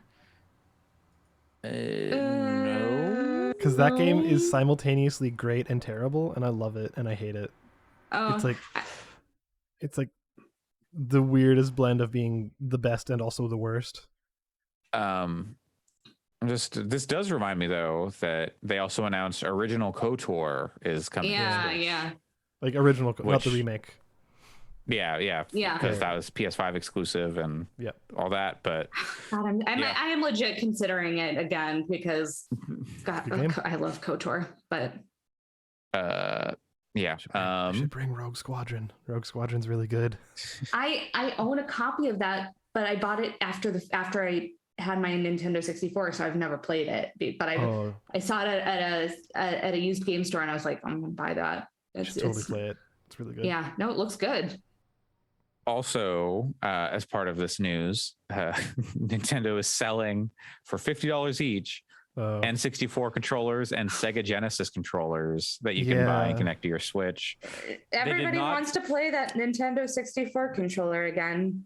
Nintendo are cowards. They did not make these controllers connectable to the Switch.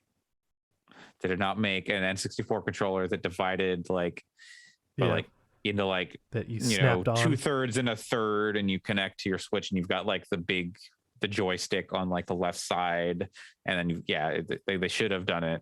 They're cowards. Give your Switch an extra handle, basically. Yeah, but and make it just like twice as wide as it should be. And then the Genesis controller is the 3-button controller, but in Japan they're selling the 6-button controller. Oh, that's what you want. But like, who wants to spend $50 on a friggin' Genesis controller? Like, I imagine you can get a really especially good a 3-button Genesis controller. Yeah, like can you use the 8-bit DOE controllers on a Switch? Yeah. If so, those are way cheaper. Yeah. Yeah. But they're not officially licensed Sega Genesis controllers. Like it's using I assume using like the same molds and stuff because I don't know. But it's dumb. It's very funny, but not as I'm just taking a look at the 8-bit DOE 6-button Genesis thing. It's $30. Yeah, so that would be the way to do it. But get that. And you can only buy these controllers if you're a Nintendo online subscription member, which is funny. You're ordering them through Nintendo. Yeah. Like, anyways, it's silly, but really what Nintendo did was inflict massive psychic damage across the internet when they revealed the cast. 100%. Not psychological, just pure, like they just went straight up. No, this was just this is pure.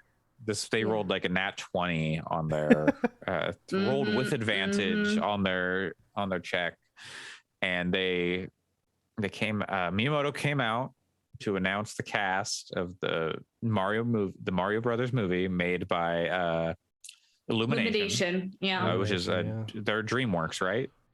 Part of DreamWorks? No? I don't Isn't it? I think it's Universal.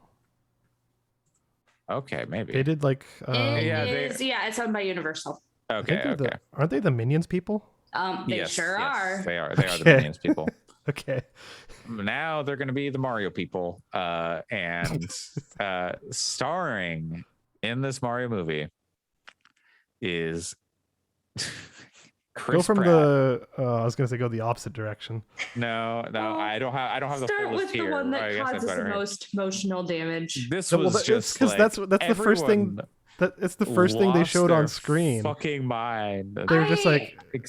I was working while this stream was going on, but I had it on my phone and on mute. So I was like, took a look down at my phone, and I just see this black and white photo of Chris Pratt with Mario next to his name, and it's a miracle it didn't affect my work, because I just saw that and it was just like I felt like rip off your headset. Fever dream. Fuck. I laughed out loud. I was like, "What the fuck?" I just looked down and I see that Chris Pratt Mario, and I was like, "Oh God." Yeah. And they said he is going to talk a lot in the movie, which is what everyone wants from Mario. They want a super talkative Mario. You know who else they said is in the movie?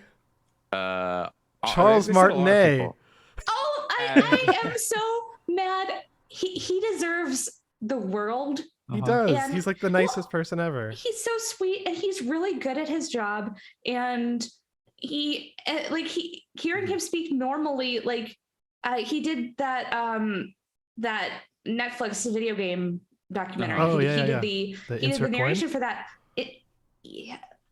Something like that. I don't know. It was Coin. Anyways, but with his like normal narration voice, he was really good, and I was like, yeah, high score. Okay, but like I don't know, man. It's very. I feel strongly that it should have been him doing Mario in the movie. He's so iconic that even when Mario games get localized to various places, they always use his voice for Mario everywhere. Oh, everywhere. He is Mario. He doesn't say anything of consequence. He says, what does he say? It's me, a Mario. Let's go. Whoa. Mario get you next time. Oh no. Yeah, I could fucking do the Mario voice for this movie. Like, come on, like. Yeah, but it's Charles. But I know. You're not gonna get Chris Pratt to do Charles Martinet. You're gonna get Chris Pratt to do Chris Pratt, and like. Yeah, and also I saw like my suggestion for what they should have done is that it should have been just Mario, very much like the Paper Mario series, where everybody else talks normally, but you just have Mario going woohoo, and then they're like, yeah, what he said. Totally. Yeah, that would have been way funnier. Mario is basically Chewbacca, but Chewbacca is the protagonist of the story. Exactly. Yeah. So, okay, with all of that being said, Chris Pratt is just one of the worst choices you can make. Like James Corden would have been worse. Like that's it. Who? Yeah, James Corden. Particularly, people are upset about Chris Pratt, and numerous reasons. One of which is his. I guess I want to say like allegiance, but that's not. I don't know. That's not the right word. I mean, participation. That's not far off. And association with like a homophobic church that I believe believes in conversion therapy, and like whose like heads have spoken out very vehemently against like LGBT folks and like rights. And Chris Pratt is like, oh, I don't, I believe everyone should be able to, do what they want. But if you're still participating and associating with these people, you're enabling them and putting your clout behind them. And there's other things. There's plenty other churches you can go to.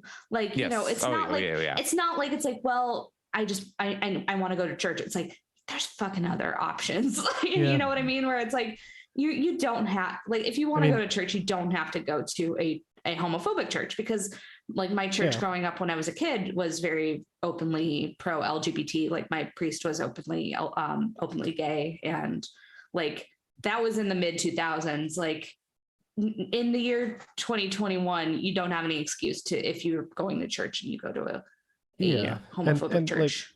Like, it's also hard to judge people for friggin' just, like following someone. Who cares? But like, he also follows like Ben Shapiro and he's very conservative. Dan Crenshaw kind of people, like conspiracy theory kind of antagonistic figures in a similar space. So like, so beyond the fact that Chris Pratt he's never been like shy about he's never been shy about hiding his like views and his like, conservatism and which like it all like all adds up to a picture where you're like where it's like anybody else and it's like I think I can speak at least for myself. I don't know about y'all, but like I don't judge people for their religious views that much. It's when they're supporting like religious organizations that are actively harming people. And like I said, that's what the problem is. Like I went to I went to a church growing up that was very like, if you go to a church, there are plenty of them that are, quite left-leaning, that are quite, that they focus a lot on the aspects of charity and giving back and good works and being inclusive and open. And but there are so many churches that are just absolutely horrifying. And that's what Hillsong is, which is the church that he goes to. But the thing is, Andre, the rest of the cast that they announced it was like, what the fuck? Stacked. It was great. But like, there are certain people, like I feel like half the cast, I'm like, this rules, and half the cast, I'm like, what? I mean, okay. Well, let's go through it. Let's do. Okay. Well, okay. With Anya Taylor-Joy, which I'm sure is the next thing you were going to say, Andre. I mean, I can't picture her voice at all. Like as a voice actor, like I think she's a great actress, but I can't remember her voice for the life of me. The only thing I can remember seeing her in is in Mad Max: Fury Road, and she's only there for a little bit. But and like she's got like she doesn't. Well, I mean, she's there for like most of the movie, but she doesn't speak a lot because like the women or the like. Do they have like a particular name for them? Like the women who were like escaping. She's not in like, Mad Max Fury Road. She is. No, never mind. No, she's in Furiosa. Sorry, I was looking at the list. She's in Furiosa. She's in the next. She's in the next movie, which comes out in like 2 years. Sorry, she looks like she could be one of those women. She does, because I was like, she looks very similar to one of them. Let's see. Yeah. Oh, she's in Mad Max Wasteland? What is this? Okay, so there's like more Mad Max. There's Furiosa and there's another Mad Max movie. That's what it is. Okay. She's in The Witch, which was really great. She was really Queen's Gambit. Yeah, I haven't seen that, but I loved The Witch, and she's fantastic. I still haven't seen the 2020 Emma movie, which is weird, but I have not seen like anything she's been in. She's a fantastic actress. Like her performance in The Witch is just like phenomenal, and it's her first like film performance, which is ridiculous. But anyways, like she's great, but it's also like they're hiring this like prestige actor, like Chris Pratt, like, for all his faults, he's very much like a, big name. Anya Taylor-Joy is like prestige, it's very well, I wonder how much she's actually in it, because in these games it's usually quickly sidelined and like we'll speak a little bit, but nobody in these games speaks all that much, but like Peach especially is always like, she's kidnapped, and then the thing is they're going to be trying to save her, probably. Hopefully they do better than that with the story. Like Illumination, I think it does like pretty good work generally, like the movies I've seen by them, so hopefully they're writing a better story than that, but we'll see. Next up, inspired casting, Charlie Day as Luigi. Flawless. When that came up, I was like, yep. Zero Perfect. arguments. It's great. Like 10 out of 10. See, that's the thing about this list is that it's bizarre, but there are a few of them where you're just like, this is inspired casting, and Charlie Day as Luigi is inspired. Yep. Following that is just, it's so good. Also, big fan personally of the casting for Bowser, Jack Black. Flawless option. Granted, I think Jack Black might have made a better Mario. Oh yes, yeah, 100%. absolutely. Jack Black should play every character in this movie. Oh, I would be happy if Jack Black played every character in every movie, to be honest. Yeah. Every movie is now just like the Clumps, but it's yeah. Jack Black. Wow. I would watch that. Same. I will be a fan. Yeah. I saw it's someone not animated. It's all Jack Black in costume. Oh, hell yeah. Perfect. Live action. But live action Mario movie. It is animated except for Jack Black in every character. So he's in an animated world. Oh yeah, sure. Like Space Jam, Yeah, like Space Jam, sure. But I saw someone suggesting, and it's obviously never going to happen, but Jack Black as Mario and Vin Diesel as Bowser.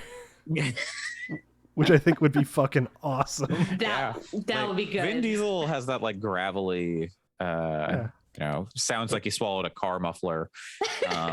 He sounds like he swallowed a bunch of diesel. I mean, that's how he got his name, right? Yeah, he gargles with it every morning. Jack Black Bowsette, like, are we gonna get that? Oh yeah. I hope so. Or Kyle Gass Bowsette. Oh god. Well, then Kyle Gass has to be like Bowser Jr. And next up, I saw the best joke about this. Keegan-Michael Key will play Toad. Yeah. Fucking weird. That one was such a strange choice. Why not? Like, I think he could do it. He's fantastic, but also Yeah. him as Toad is like. Mm-hmm. It's the weirdest role he saw- could have been in. I saw someone tweet out, Knuckles and Toad can say the N-word.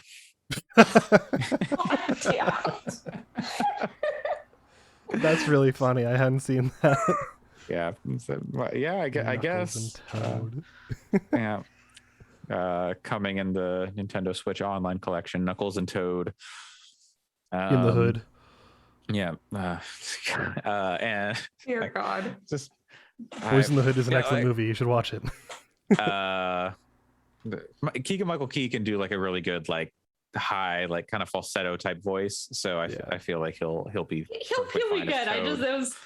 It is like it is just funny. Who? What? Oh yeah, sure, okay. And why not Nintendo?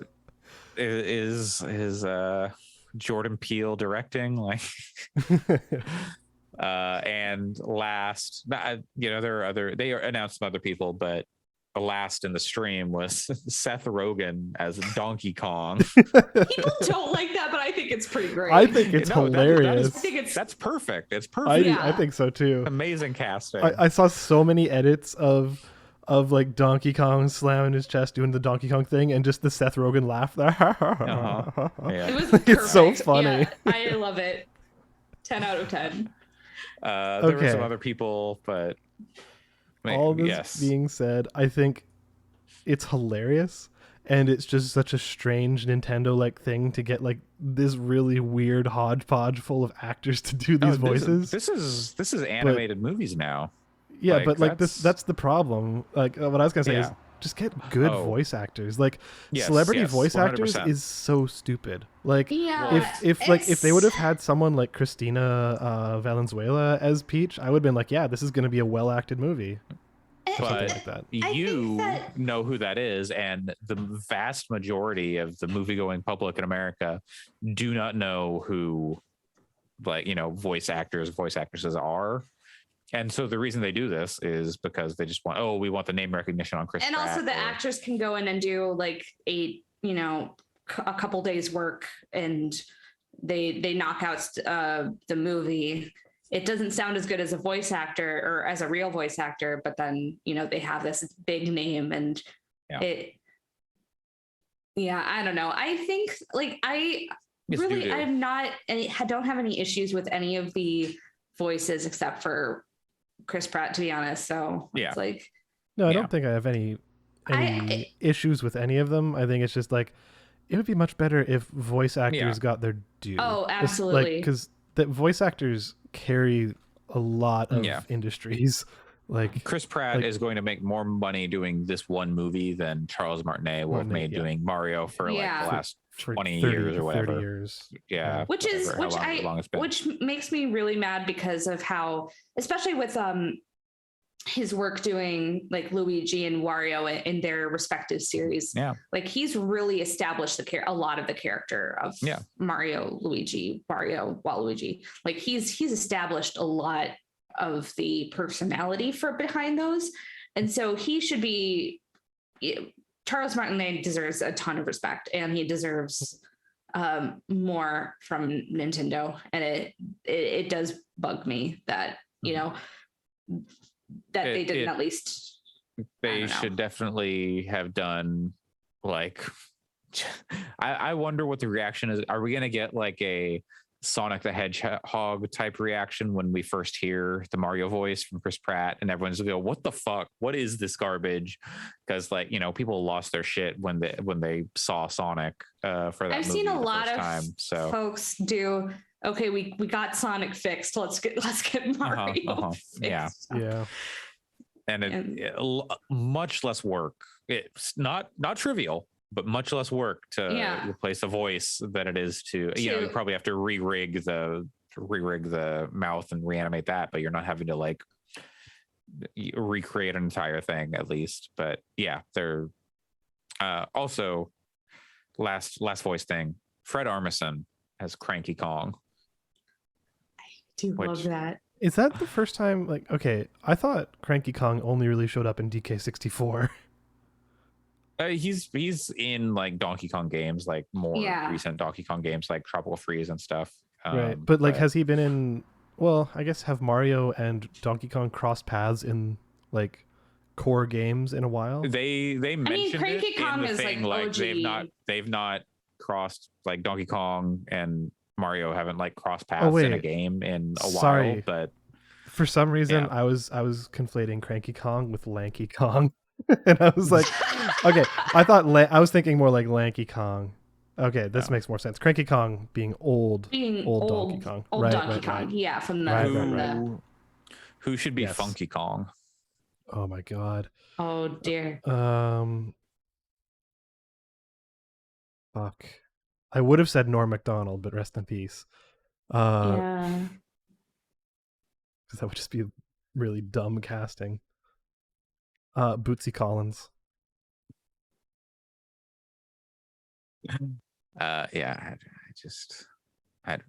Again, they should use like proper voice actors. Like animated movies should use proper voice actors. It is clear why they do not, because they can try and get more people in. But it's very interesting living in Japan, where most of the animated movies are like existing properties. Not all, but many of them are existing properties, or they're like anime style movies.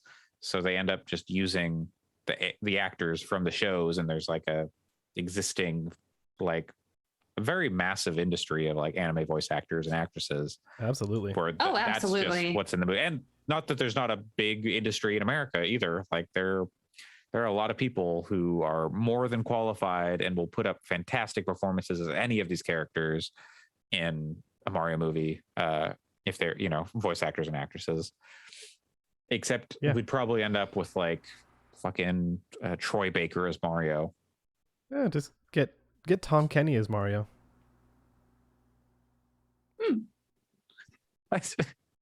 Don't do this. Just broke Andre. Don't do this. Do not get the voice of SpongeBob to be Mario. You can do many voices, but do not get the voice of SpongeBob to be Mario. He could do Luigi. I think Tom Kenny would be more Luigi. You can get most of the cast of SpongeBob in the Mario movie. Hell actually. Yeah. Is this the Krusty Krab? No, this is Donkey Kong. So that Nintendo just they really dominated the news cycle, but not for the reason they wanted to. When people were like, what the fuck, Chris Pratt, god damn it. Yep. But people talk about the movie, and so, you know, that's all they care about. Let's see. Next up on our news, Apple has informed Epic that Fortnite will be banned from the Apple ecosystem until the exhaustion of all court appeals in their ongoing legal battles. So that may be as long as 5 years. It's interesting because there's technically no more ongoing legal battles. Now it's all the appeals of Epic being like, we lost and fuck this. Yeah, but I mean, you know, there's still stuff to go. It's not yet over this whole process because things could change and there's appeals on top of the appeals and yada yada yada. Yep. So no Fortnite on iOS, or I guess probably on Mac OS either, because this is Apple ecosystem. So yeah, I guess unless you can like do it via streaming somewhere and get around it, but no native client essentially. Yeah. So hope you didn't want to play iOS on a phone. What? Or play iOS on a phone, play Fortnite on a phone or on an Apple phone. That new 120 hertz iPhone 13. Nope. Or an iPad. I feel like iPad would be pretty great for a Fortnite kind of game, but I guess they're not going to play it. Controller, I don't want to play like having to like hold the tablet and do touch controls, but so does this have anything to do with what's the status on Epic, or not Unreal Engine? Is that still I think it's still up in the air. I know like Epic's developer accounts for Unreal are still suspended as far as I'm aware, but games that use the Unreal Engine are not yet affected by this. As far as I saw. I haven't looked too deep into it in a while though. Yeah, I wonder how that's gonna shake out. Like you would hope that they won't be too like petty and be like, you can develop Unreal still and like make sure it works for a system, but but there's a lot of major Unreal Engine games on iOS, like major ones. So next up, speaking of legal activity, oh boy, the SEC, the Securities and Exchange Commission, is now investigating Activision and has subpoenaed Bobby Kotick.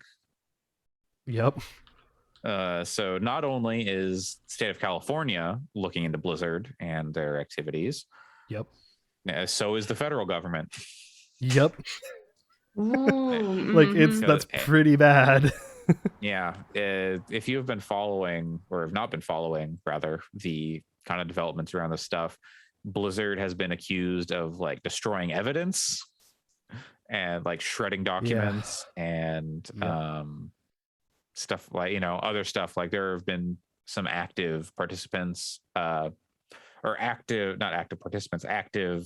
voices, like speaking out about what's happening and like trying to communicate like, hey, we're trying to improve things here and we want to change things on Twitter and social media and stuff. And very critical of management at Blizzard and Blizzard Activision. And let's see, the chief legal officer has resigned. I did not see this. This is news to me. When did this happen? Was this week? That was a couple days ago. Yeah, that was on like Wednesday or Thursday. Yeah, I didn't see that either. But always good to see. Yeah. Where she was just basically like, I'm out. Honestly, like mood though. And the executive producer on Overwatch resigned.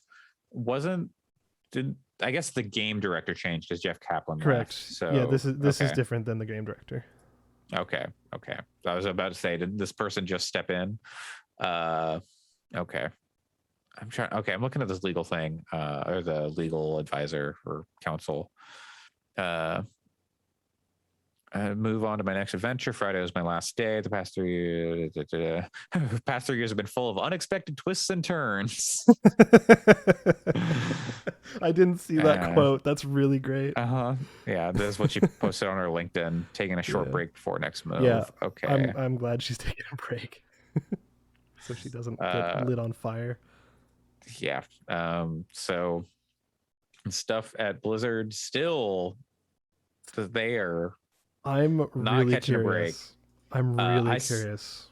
what is going to happen with Blizzard in the next. I want to see how public, like if this ends up like going public, like what other stuff like gets out there. Oh, it's already mainstream, like New York Times. Well, major... I mean like discovery stuff, like you click court battle, like if like stuff goes to court, if there's discovery and like documents and stuff gets out there, like for people to see, or if they just like try to settle before any of that stuff gets out there. We already 100% try to, but. Yeah, we got some interesting dirty laundry with Apple. Yeah. Where they had to define what a video game was. And then like the report, and then the basically the verdict was like neither side could define what a video game was, but it sounds like neither of them were really exploring the full scope of what a video game could be. Yeah, it's like the person who wrote the like verdict was like neither of these people have any idea what a video game is, which was pretty great. That's pretty good. But yeah, so if like if Blizzard, Activision do get dragged to court by these company, or by the SEC or by the state of California, what sort of stuff goes public from like documents and stuff? Because there's already a lot of stuff like from the reporting by Bloomberg and elsewhere. I can't remember who else reported on it. Like, lots of reporting done on it. Yeah, like from mainstream media outlets. Yes, yeah. Just what is like the official stuff that Blizzard is trying to hide or doesn't want out there. And, and I mean, like, they've been doing a lot of stuff in the meantime, which feels like it should kind of perjure themselves a little bit. Stuff like what they've been changing in Warcraft, and just tacitly making a lot of little changes here and there. That's just like clearly they're doing some bad shit, and they're just like, oh, we're just gonna clean out all of our dirty laundry now. Oh, don't worry, nothing bad here. Yeah, and there was one of these voices that I mentioned earlier who was active on Twitter saying that in like a company Slack channel, they were being like harassed by other people, like, oh, you're a troll, you're trying to stir up shit. And basically one of them, their superior was like, you need to fucking stop like harassing this woman. And then they kept like going and like called her shrill and all the stuff. And like 6 minutes later, they were fired. That was like Jessica Gonzalez, I think. Yeah. She was the target on the receiving end. Yeah. Yes, and the person, one of these people, was let go from the company. Yeah, it sounds like things have been nuts over there. Definitely people who are trying to fight and make it better, and respect to them. Personally, I am abstaining from any Blizzard product, but again, like I mentioned this earlier, like months ago or whatever, when this stuff was coming out. I'm not particularly interested in anything Blizzard or Activision is putting out. So it's easy for me to say I'm abstaining and I'm sticking out. I'm not playing those games. But if you want to play stuff, there are people there who worked hard and deserve support. Yeah. So, don't feel too bad and like feel like you can't support these people. Just be critical about it, and maybe if you're on the fence, maybe consider that too. Like, I don't know. Think about it. There's a lot of people on the ground who wait till Bobby Kotick is spanked in court and decides he's just going to leave, and then wait for some more changes to go through. These games aren't going anywhere necessarily. There'll be another Call of Duty eventually, next year. So if you don't play it this year, oh well. I think we're gonna try to do our best to refrain from covering their stuff actively, but we'll see how that goes, kind of case by case basis and whatnot. But as always, support to the people on the ground doing the work, putting in the effort to improve things and make it a better place that people can work, because people are passionate about the games they make there, and they're a big employer, and I think no matter what, like, Activision is not going to like suddenly disappear. Like, they're going to be around for basically forever. Maybe they'll get bought by some massive conglomerate someday, but like Tencent. For now, yeah, sure. I feel like Tencent would just like heavily invest. maybe do a hostile takeover someday, but like Vivendi. yeah, or Majesco, or Majesco was Vivendi took over Majesco. I don't even know. This, yeah. It's like corporate Katamari. Yeah. Like Disney will get them someday or something, or Microsoft will get them, or Amazon. And Amazon will be like, hey, make another game. And they'll be like, okay. And then they'll be like, this game's bad. What are you doing? And they'll shut them down. Who knows? Yeah. Man, whoa. What if that happened? Make a new MMO. Oh, we can't. Oh, well. Then okay. It's going to take you how long? Yeah. That would just turn into a 38 Studios situation. Yeah, definitely. I think the devs we never covered this. The devs, I think, on Kingdoms of Amalur actually got some money that they were owed recently. I think. Yeah. Oh, I didn't see that. From I think like 10 years ago.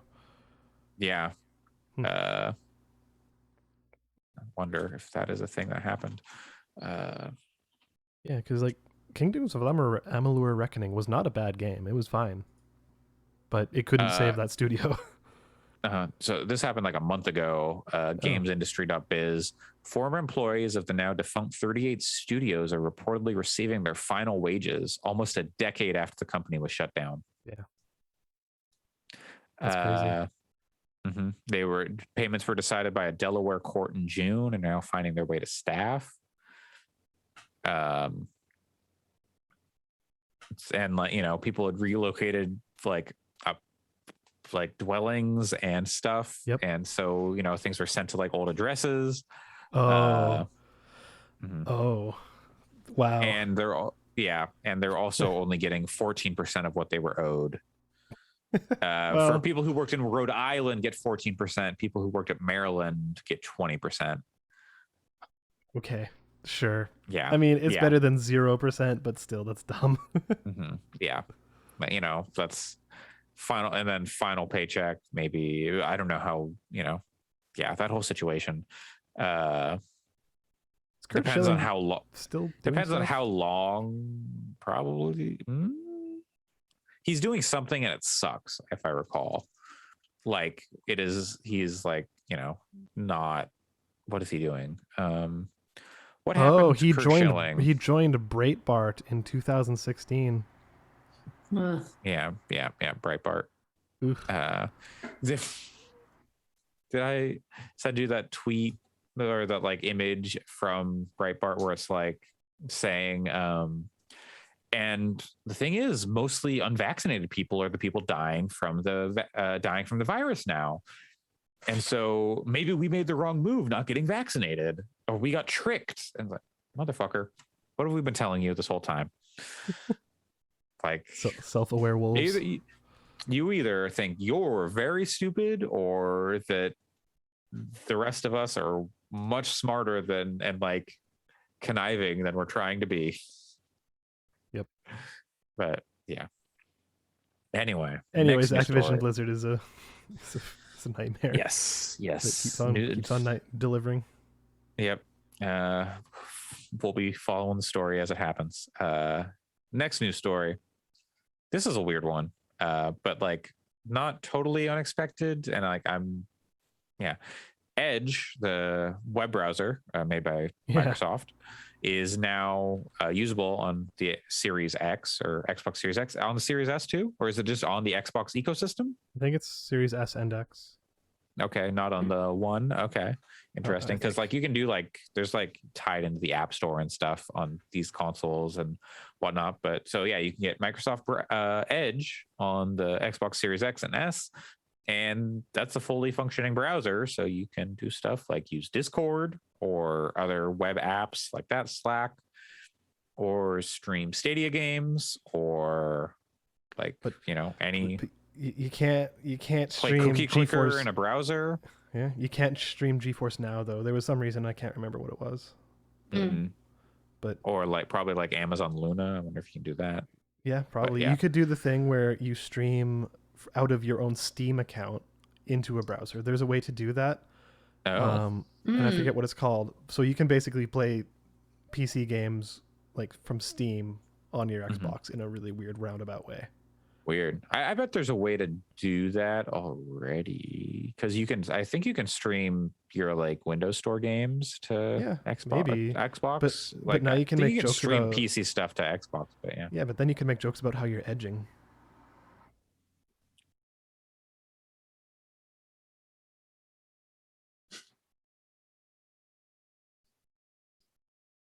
I'm on the edge. I thought you were gonna go for "Living on the Edge" by Aerosmith, but that's better. So. Rest in peace to Punch Up the Jam. Yes. But it's interesting. Like I wonder how long it takes people to use Edge to like jailbreak. Basically like get into the system and like reverse engineer it and like install Linux on it and then break a bunch of security shit. Like I don't know if that's gonna be possible, but who knows? Yeah. Because look, theoretically, if you're using a straight up browser like that, there might be a way to set up what's called a reverse proxy, which is basically like giving you the ability to then connect to that specific instance of the browser from another device. So basically you'd be able to use your PC to get into it. And I wonder if you would get access to the file system and stuff. Like that would be really interesting to see if people can do that. Yeah. Yeah, this is going to be interesting to see like how long it's if it stays up like this. And like RetroArch, is that still like available? Like there was like emulation stuff all over the Xbox and stuff, and it seemed like it was sticking around but you had to like do some weird workarounds. But you had to sign up for a developer account basically, which is trivial right? So yeah, it's like $5. It's like a small fee, and flip a switch basically. Yeah, and then it turns the Series S into an amazing emulation device. It was really goofy but fun. Less goofy and fun. If we should have saved this for our problematic workplace block.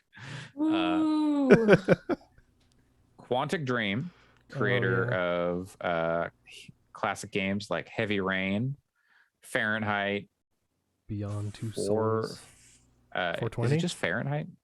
Is it just Fahrenheit? I don't. Yeah, it's just Indigo Prophecy, Beyond Two Souls, and Detroit Become Human. The androids are the good guys. I think that was the subtitle on that one. Exactly. Is apparently making a Star Wars game, which no, thank you. These are not the devs you're looking for. Well, I feel like this is very much like a monkey paw situation where I'm like, oh, I want more devs to be able to do Star Wars. I don't want this Star Wars license to be exclusive to EA, and like the monkey paw curls, and it's just middle finger. And it's Quantic Dream. Yeah. David Cage's Star Wars. Oh, great. Yeah. Like this. There was a story going around this week, like in addition to this news, where it was like detailing. This information came from the same person who leaked this. This is not confirmed story. There's been like an announcement or anything. I think it's Tom Henderson, who is pretty reputable in the leaking or information spot, and also brought up that Sony wanted to like wrap up their 3-game deal real quick once they saw what they were doing with Detroit Become Human, because they had another playable character in the game that did not make it into the final cut. That was apparently like a sex worker android with like blonde hair and big boobs. And that they didn't use the term sex worker in this. No, they did not. Quantic Dream is not going to be that level of respectful. They're not particularly nuanced there. No, and it's like it's one of those things where I would not say Quantic Dream is nuanced in any sense of right. Where I feel like a game where you like a story where it deals with like a sex worker robot, like in an interesting way could be interesting, but like you see that and you're like, oh, that's not going to be Quantic Dream. That's going to deal with that with any level of nuance. Sony saw what they're doing is like, oh, we want to terminate our relationship. Like we're gonna get this game out and then buy. It's like yeah, our deal is done. Just ridiculous. Yeah. So on top of like the stuff with Elliot Page doing Beyond Two Souls and like the nude. oh, Yep, that I was so gonna fucking say models. terrible. That was I was gonna And ask that which was model in vile. Star Wars, which model in Star Wars are they going to model fully nude? Chewbacca, Chewbacca. Yeah. oh, well. Dexter Jetster. Give you the full Wookiee. Oh, ooh, the full Dexter Jetster, not just No, the Watto. not just the ass crack, but oh god. Give me full nude Watto. There was a good Watto meme. It was like the old lady, like, "Oh, sure, grandma" meme. It was like Watto put the walker in. It's like, "I used to own Darth Vader." sure, grandpa. That's great. Yeah, good stuff. Good memes. And so, yeah, there's a Star Wars game maybe to not look forward to. I bet we'll see this at like the Game Awards or something and be like, "Oh." I bet it's the kind of thing that visually is going to look great, but everything about it is going to suck big butt. It's like supposed to be like Yeah. a open world game, like Ooh. not like their Really? not like their previous games. Yeah, it's not You supposed to be know- like it's not supposed to be what Detroit or what Quantic Dream like has been known for in like the Has past actually decade done in or the decade past. plus. Yeah. God, that's like, why? Why Like, you get know, not all Quantic of Dream this to is make an open world unconfirmed, game? but apparently if that's that's what they were true. trying. They were trying to make an open world game for like before Detroit, but then it just wasn't working with their engine and stuff. So presumably they have like moved on to a new engine and are like doing different stuff. But yeah, it's not what they're known for. So Yeah, that's weird. and like fuck David Cage. Yeah, Yeah. yeah. They won their loss. They won one of their lawsuits against like the French French newspapers that Oh, reported on right. like the toxic working conditions, and then Yeah. they lost another one, which is weird because those newspapers work together. And so, like, Yeah, yeah, it's weird, but there's so many studios that I would much prefer. Excuse me. Seeing making a weird Star Wars game in their own thing, yeah, like their own style. well, give me a Double Fine Star Wars game. hell yeah. Okay, that would be cool. I Give me- would be enjoyed. I would give enjoy me- that. A White Owls Star Wars game. Give me the Ryuga Gotoku Star Wars game. Oh fuck! Oh my god! Please. Just fucking That's- so good. That would be so good. like that would elevate Star Wars to the point where I would be like, oh, okay, yeah, no, Star Wars is good because like like the story stuff. I'm like, yeah, Star Wars is fine, it's fine, but you elevate that story with a RGG story. There you go. And last news story for the week. Crystal Dynamics is partnering with The Initiative, Microsoft's new like super storytelling studio down in Santa Monica, on their Perfect Dark game. Yeah, it's interesting. So Crystal Dynamics has, you know, they're on Marvel's The Avengers. They've done the Tomb Raider games in the Raiders. past. Yeah. The head of The Initiative is former head of Crystal Dynamics, I believe. Or there's like Oh, there's a connection there.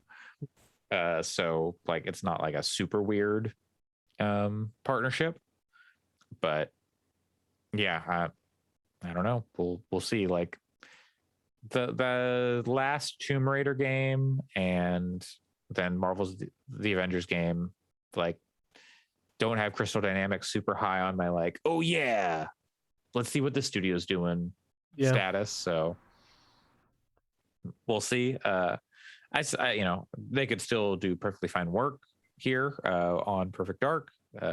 You know, their support studio. I don't know necessarily. Maybe just because like pandemic stuff has made it hard to like to work on stuff.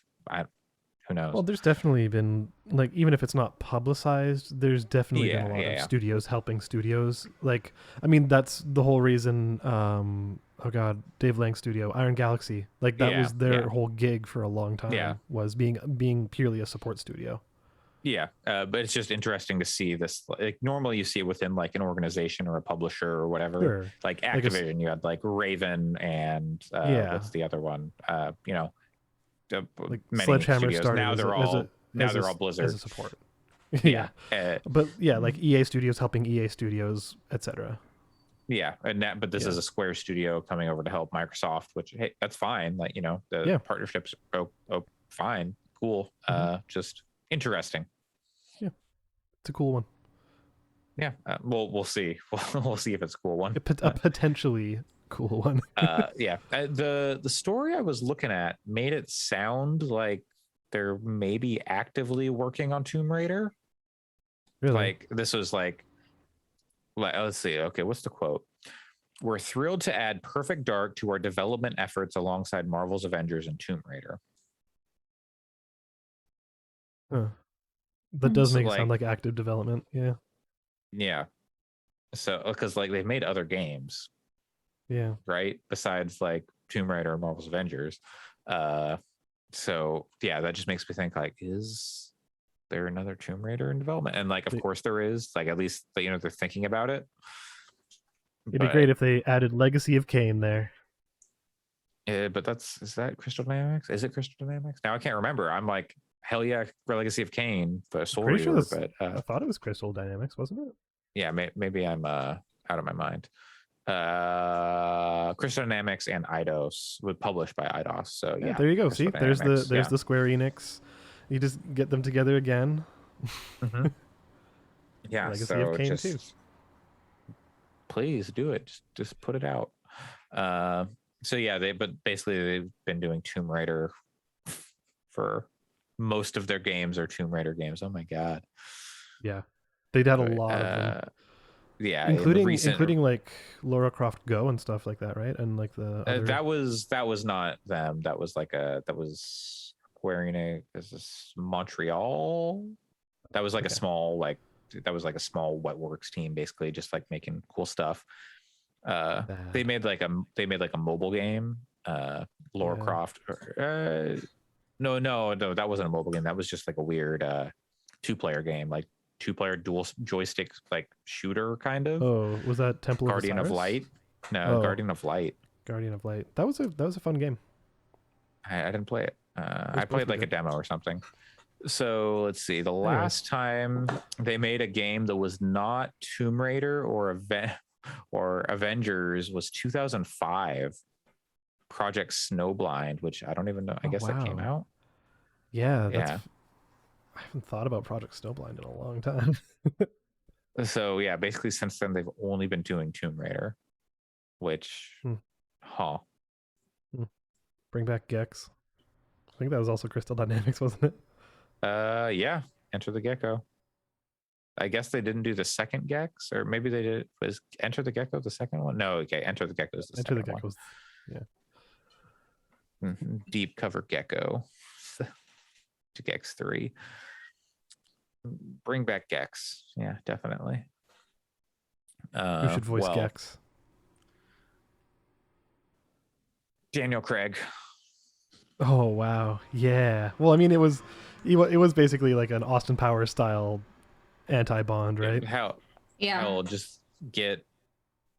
I was gonna say just get Mike Myers. Get Mike Myers to do it, but no, you gotta get. It would be a good voice. Steve Martin. Get Jack Black to do it. Like, there you go. Steve Martin as Secret Agent Gecko. That would be. That would be pretty great. Just hold out a banjo. But no, Jack Black. Black, all Jack Black era thing. I need to get back to Psychonauts 2. I'm still in the Jack Black world, which no complaints, but you saw that you're like, it can't get any better from here. I've got a lot more game to play, and let's see. Is there anything else? I don't think so. Yeah. You could talk about spiders some more if you wanted. No. Okay. Definitely don't need to do that. That is gonna do it for episode 191. We're almost to 200, baby. 191 of the Gaming Fix podcast on September 25th, 2021. I've been your host, Andre Cole, aka The Wet Gamer, aka your partner's favorite day of the week. You can find me on Twitter at Coolslaw, COOLSL4W, or on Twitch, where I'm going to be unboxing this secret box at twitch.tv/COLESL4W. That'll be fun. I was going to play the Halo Infinite Test Flight. Maybe I'll still do that tomorrow, or maybe I'll go back to Resident Evil Village and we'll keep pushing on there. I'm almost out of the castle at the beginning. I was having an issue on Village of Shadows where I didn't realize how to get like the better weapons, and then I was stuck on a mini boss, and I got the better weapons. It was all okay then. We'll see how it goes on Lady Dimitrescu. But in the meantime, Allison, where can people find you? You can find me on Twitter at WRITERSERENYTY. Great. And Alex, where can people find you? Probably looking at like cute cat gifs, just all over the place. I mean, same. Yeah. All right. And you can go to fix.space to find Alex's review of Opus, Echo of Starsong, or Sam's review of the Lenovo Legion something or other phone, and also Life is Strange True Colors, if you're into that. And you can follow us on all, or not all social media, because our handles are not the same across platforms, because do we get a TikTok? Silly. Should we, or did we? Should we? Because I don't think we have. I don't think we have. Should we register that name? We've got prime TikTok content here. We probably should. We probably should. I don't even have TikTok, so. TikTok on the clock. But you can find us on Twitter at Fix Podcasts, or we stream live when we record this podcast on twitch.tv/gamingfix, right? Is that what it is? I had it up. I've got it up here, yeah. We also stream on YouTube and also the Twitter. All right. So you can email us at gaming@fix.space with your Mario movie casting ideas, or other video game casting ideas, video game movie casting ideas. Gex. Like, yeah, who should play Frogger? I don't know. Ooh. We'll find out when our listeners email in to ask or to tell us their thoughts. Gaming@fix.space. Thank you to Jeff Davis for our theme music at Stranger Peace on Twitter and Twitch and all that good stuff. TikTok too, if you want to keep up with their philosophical musings. Mm-hmm. And I think that's going to do it. Yeah, I think that's it. Okay. Thanks for sticking around, everyone, and stay wet, gamers.